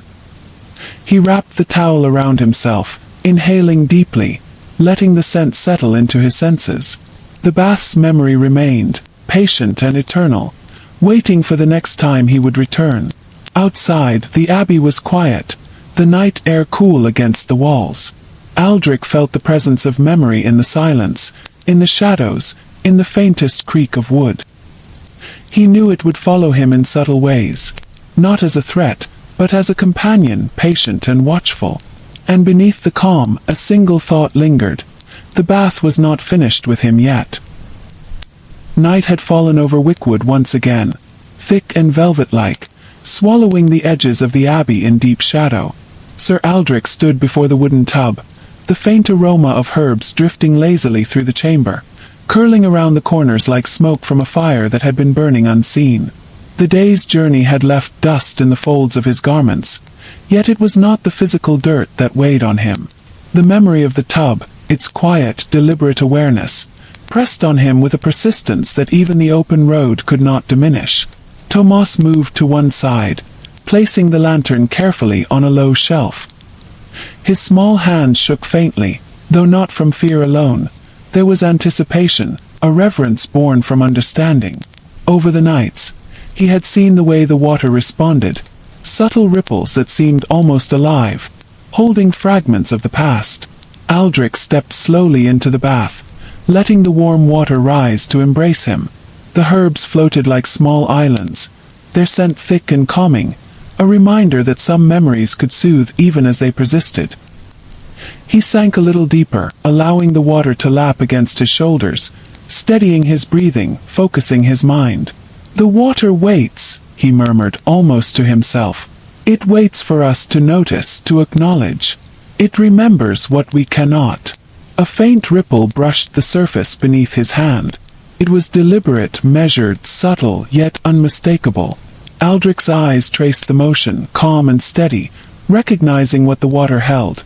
Not only the dust of roads and campaigns, but something older, something quieter. Brother Odo appeared once more, his steps soft against the wooden floor. "You have returned to witness again," he said quietly, eyes reflecting the lantern light. "Few do. Most would avoid the reminder, fleeing from the weight the water bears." "I do not flee," Aldrich said. "I do not fear. I acknowledge. That is all a man can do. To see, to name, to recognize. The water will carry the memory, and I carry it too, without forgetting." Odo nodded, kneeling beside the tub, hands lightly touching the surface. "And yet it will stir always. Water does not forget. Memory is patient."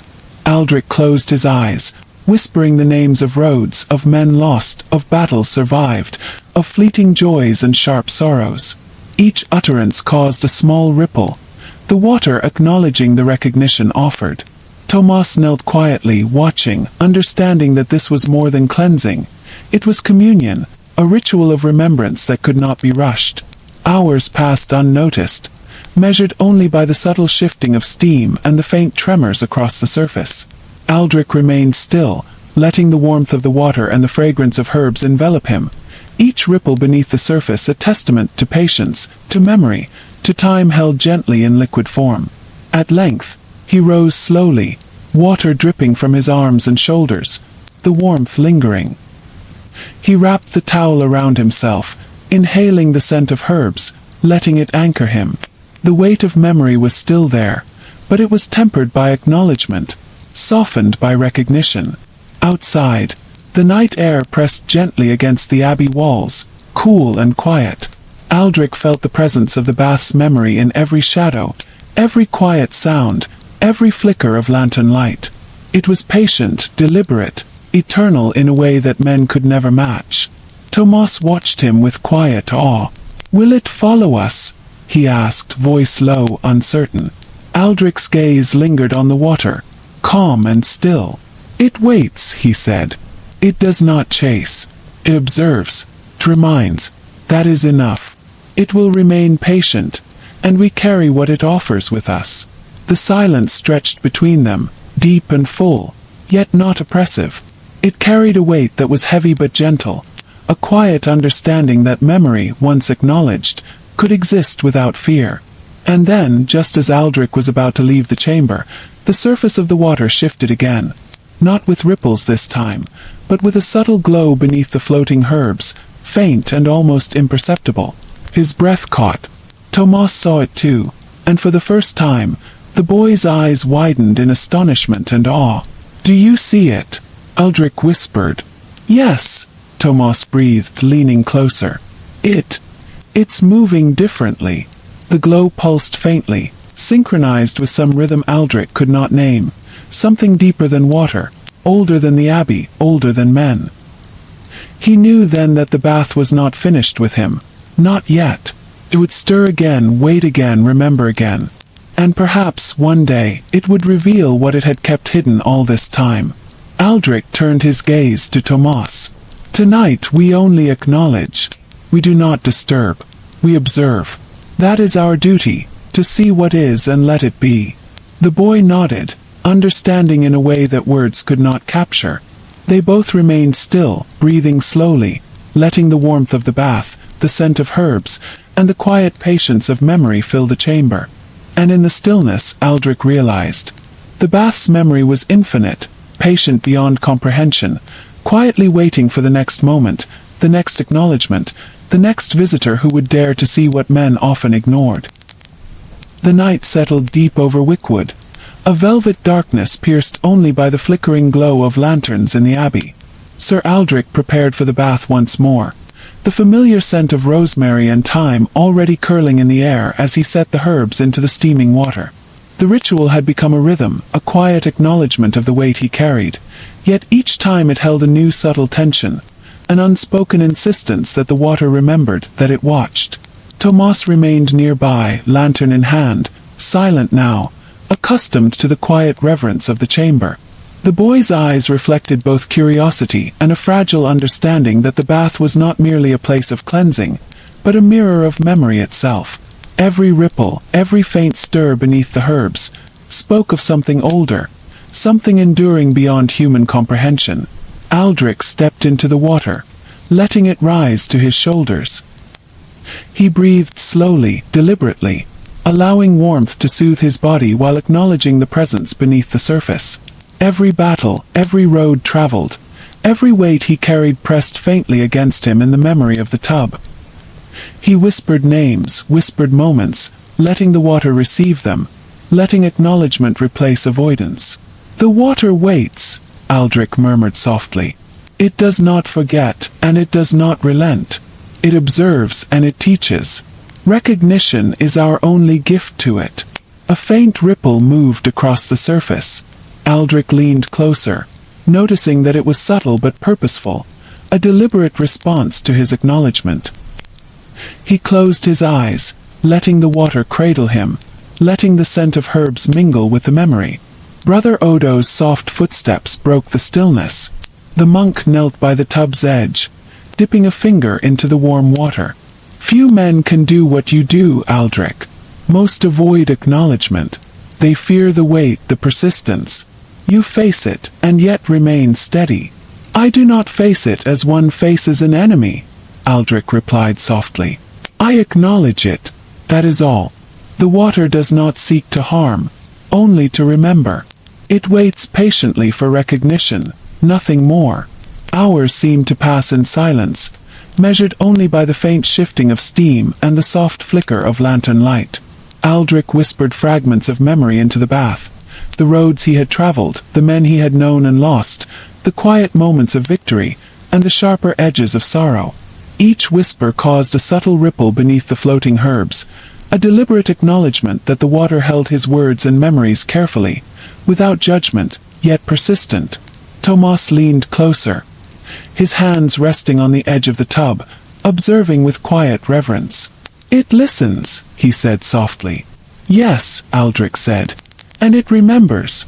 Memory is patient, far more so than we are. The water carries what we cannot, holds it quietly, and waits for us to see it.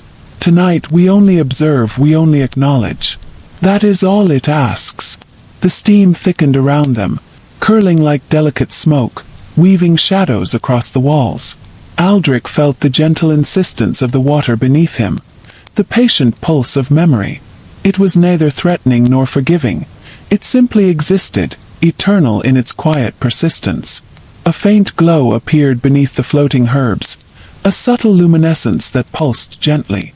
Aldrich's breath caught. He knew this was unusual, a signal that the bath held more than mere memories of dust and journeys. It hinted at deeper, older recollections, perhaps moments long forgotten even by men. Tomas noticed it as well, eyes wide. It glows," he whispered. "Yes," Aldrich replied, voice calm but measured. "It shows us what remains unseen, what waits beneath the surface. Memory is patient, and it chooses when to reveal itself." The glow pulsed softly, almost like a heartbeat beneath the surface. Aldrich leaned back, letting the warmth of the bath and the subtle light mingle, a quiet communion with the past. He understood that the tub had lessons to offer, not of technique or skill, but of acknowledgement, recognition, and the weight of remembrance. The night deepened further. The shadows in the chamber lengthened, dancing with the flickering lanterns. Aldrich rose slowly, water dripping from his body, herbs clinging to his damp skin. He wrapped the towel around himself and breathed deeply, letting the scent of rosemary and thyme settle into his senses. The weight of memory remained, yet it was tempered by recognition. Outside, the abbey lay silent. The night air pressed against the walls, cool and watchful. Aldrich felt the presence of the bath's memory in every shadow, every whisper of wind, every faint creak of the wooden floor. It was patient, deliberate, eternal, and it waited for the next acknowledgement, for the next visitor who would dare to see what men often ignored. And yet, beneath the calm, there was a subtle thrill, a quiet tension, a sense that the bath was not finished with him. The glow beneath the herbs pulsed faintly, a reminder that memory has depth beyond perception, patience beyond measure, and secrets that men may glimpse but never fully hold. Aldrich turned to Tomas. "Tonight we only observe," he said. "We see, we name, we acknowledge. The water is patient. It will wait for us always." The boy nodded, understanding the ritual without question. Together, they let the warmth of the bath and the quiet insistence of memory fill the chamber. Steam and light mingled, the herb's fragrance thick and gentle, as the night deepened around them. And Aldrich knew with quiet certainty that the bath would remember him long after he left, that it would stir and glow in patience, waiting for the next acknowledgement, the next whisper of memory, the next time the past and present met in its depths. The chamber was hushed, cloaked in darkness, the lanterns casting a soft, golden glow that danced across the walls. Sir Aldrich prepared the bath for the final time. Herbs steeped, water warmed, steam rising in gentle curls that mingled with the cool night air. The ritual had become familiar, yet every time it held a new subtle tension, a quiet insistence that memory was present, patient, and deliberate. Tomas stood beside him, quiet now, no longer hesitant, but fully aware of what the bath demanded. He had learned to watch, to listen, to understand that the water carried not only dust and sweat but echoes of the past. Every road, every battle, every fleeting victory, and every sorrow that weighed on Aldrich's shoulders. Aldrich stepped into the water slowly, feeling the warmth envelope him. Each ripple beneath his hand, each floating herb, carried the weight of memory with it. He inhaled the fragrant scent of rosemary, thyme, and sage, letting it settle deep into his senses, steadying his mind. The bath was patient, eternal, waiting for acknowledgement, and tonight, he would grant it fully. "The water remembers," Aldrich whispered softly, eyes closed. "It does not forget, and it does not relent. It waits for us to see, to acknowledge, to name what must be carried." A faint glow shimmered beneath the floating herbs, subtle and deliberate. Aldrich leaned closer, feeling the pulse beneath the surface, steady and insistent, as if the water itself were alive with what it had retained. It was a glow he had seen before, faint and fleeting, but tonight it seemed stronger, more deliberate, as though it were preparing to reveal something long hidden. Tomas watched, leaning forward slightly, captivated by the gentle movement. It waits for you," he said softly, voice barely audible. "For what you carry." "Yes," Aldrich murmured. "But it also waits for what is yet to come. Memory is patient. Recognition is our only gift to it. We cannot erase, we cannot change. We can only witness and acknowledge." He closed his eyes and whispered aloud, recounting the roads traveled, the campaigns endured, the companions lost, the fleeting victories, and the sorrows that had pressed against him for decades. Each whisper caused the water to stir, gentle ripples that moved beneath the herbs, delicate and deliberate. Hours seemed to pass in the quiet rhythm of acknowledgement. The lanterns flickered, steam curled, and the faint glow beneath the water pulsed with quiet insistence. Aldrich felt himself drawn deeper into reflection, the water and memory merging in a calm but insistent presence. Then, a subtle movement caught his attention, stronger than the usual ripple. The glow deepened beneath the herbs, a warm, golden light that seemed to thrum like a heartbeat. Aldrich's eyes opened slowly, catching the pulse, and he realized that the bath was revealing something more.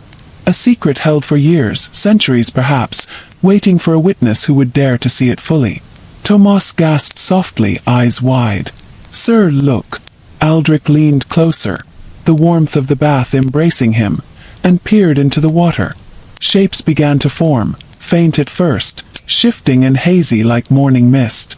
Faces, places, roads long forgotten, battles unseen by living eyes. They moved beneath the surface, alive yet distant, memories that had been held patiently, deliberately until now. The glow pulsed again, stronger, as if urging him to recognize what had been kept hidden. Aldrich felt a shiver run down his spine. He understood fully that the water was offering him a glimpse of history itself, preserved in its patient depths, waiting for acknowledgement. He whispered the names again, not just of men, but of places, moments, and events that had shaped the path he had walked.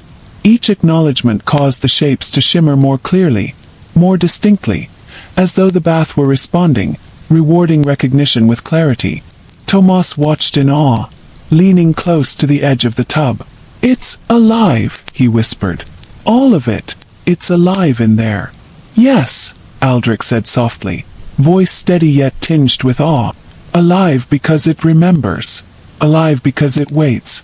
And we are the witnesses. That is our responsibility, and our gift." The water pulsed one final time, stronger than before. Aldrich leaned back, feeling the warmth, the herbs, the quiet insistence of memory, and the faint hum beneath the surface. And then, as though in answer, a shadow rose from the depths, not threatening but deliberate, a form indistinct yet familiar in its presence. He reached a hand toward it, hovering just above the water, hesitant yet compelled. The glow shifted beneath the herbs, responding, pulsing with quiet intensity, as if inviting him to acknowledge what had remained unseen for so long. Aldrich held his breath. Tomas leaned closer, silent, watching, sensing the profound moment. And then, the shadow withdrew suddenly, the glow dimming to faint shimmer. The water stilled, calm and silent once more, as if nothing had happened. Aldrich and Tomas remained frozen for a heartbeat, hearts still racing, eyes locked on the tub. The bath, patient and eternal, had shown a fragment, a hint, but withheld the full revelation. Aldrich exhaled slowly, letting the warmth of the water fade into the room, letting the scent of herbs anchor him. He wrapped the towel around his shoulders, inhaling deeply, and allowed his mind to settle. Memory, he knew, was eternal, patient, and deliberate. The bath would wait, as it always had, and as it always would. "Close your eyes," he whispered to Tomas, "and breathe deeply. Let the warmth, the scent, the stillness carry you. The water remembers, but you are safe. Let it wait for the next acknowledgement, the next moment of recognition." Outside, the night pressed against the abbey walls, quiet and calm. Steam rose softly from the tub, lingering in the chamber like a delicate, invisible cloak. Aldrich and Tomas sat in quiet reflection, knowing that the bath's memory was patient, eternal, and waiting, always waiting. And in the faint glow of lantern light, the last ripple shimmered just beneath the surface, a subtle heartbeat of memory, holding secrets yet to be revealed. The bath remembers, and it waits for you. The night had deepened into a silence so complete it felt tangible, pressing gently against the stone walls of the abbey. Outside, the forest slept beneath a veil of mist, leaves motionless, and the faint rustle of a distant owl's wings the only sound breaking the darkness. Sir Aldrich remained in the chamber for a few final moments, seated beside the empty wooden tub, the lingering scent of rosemary, thyme, and sage thick in the air. He closed his eyes, breathing slowly, deliberately, feeling the weight of memory settle lightly in his chest. The bath had been a vessel of reflection, a keeper of past journeys, battles, victories, losses, and quiet moments often forgotten by men. And now, after nights of ritual and observation, the lessons remained clear. Memory cannot be erased, it cannot be rushed, and yet it can be acknowledged, respected, and carried with dignity. Tomas knelt beside him, quiet, his young face calm and reflective. The boy had learned the delicate rhythm of the ritual, how to watch without interfering, how to honor the patience of the water, how to allow memory to exist without fear. He had seen, as Aldrich had, that the bath was not merely for cleansing flesh but for tending to the invisible weights of the soul. "Do you understand now, Tomas?" Aldrich whispered, voice low, almost a sigh. "Memory waits. It is patient. It is neither cruel nor forgiving. Simply is. And we carry it with us, gentle, steady, mindful of its presence." Tomas nodded slowly. "I understand," he said softly. "I see it now. Even when it's quiet, it's still alive." Aldrich reached over, gently resting a hand on the boy's shoulder. "Yes, even in stillness, even in silence, memory persists. That is why we honor it. That is why we acknowledge it. The bath teaches patience, observation, and care. And it waits for every return, every whisper, every recognition." Outside, The moonlight filtered through the high windows, casting soft silver patterns across the chamber. Aldrich felt a quiet reassurance in the gentle illumination. The bath, though empty, seemed to shimmer faintly, as if holding the echoes of all it had witnessed. The road dust, the sweat of travel, the whispered names, the soft pulse of acknowledgement. He allowed himself a final moment of reflection, eyes closed, feeling the calm settle through his body. Steam lingered in the air, curling delicately around them, carrying the scent of herbs and quiet patience. Aldrich focused on his breathing. Slow, deliberate, full. Inhale. Hold, exhale, the rhythm steadying the mind, the body, the soul. Tonight we let it rest, he murmured, voice barely above the hush of the chamber. The bath waits, as it always does. The water remembers. And we. He paused, inhaling deeply, letting the calm deepen. We carry what we must, with care and quiet understanding. Tomas leaned back slightly, closing his eyes as well. I can feel it, he whispered. The patience, the stillness, the memory. Aldrich smiled faintly. A small but steady acknowledgement. Yes, let it settle in your heart. Let it teach you the quiet strength of patience and observation. Let it remind you that even what we cannot change can still be honored, remembered, and carried gently with us. For a long moment they sat together in silence, the room heavy with quiet reverence. The empty wooden tub glimmered faintly in the lantern light, a vessel of memory, patient and eternal. Its presence was subtle but undeniable, a reminder that time, water, and acknowledgement are allies to those who seek understanding. Finally, Aldrich rose slowly, feeling the calm fully within him. He wrapped himself in his cloak, breathing in the faint herbal scent one last time. Tomas rose too, carrying with him the sense of quiet reflection and awareness that the ritual had imparted. Close your eyes, Tomas, Aldrich whispered, and take a deep breath. Let the night, the warmth, the quiet, the scent of the herbs, and the memory itself carry you into rest. Let it cradle your mind, your heart, and your soul. You are safe. You are present. You are aware. The boy obeyed, inhaling slowly, deeply, letting the calm fill him.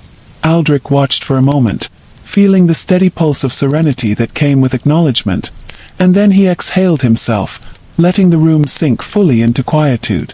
The bath, though still empty, seemed to shimmer faintly one last time, a heartbeat beneath the surface of memory, patient and eternal. It waited for the next night, the next return, the next acknowledgement.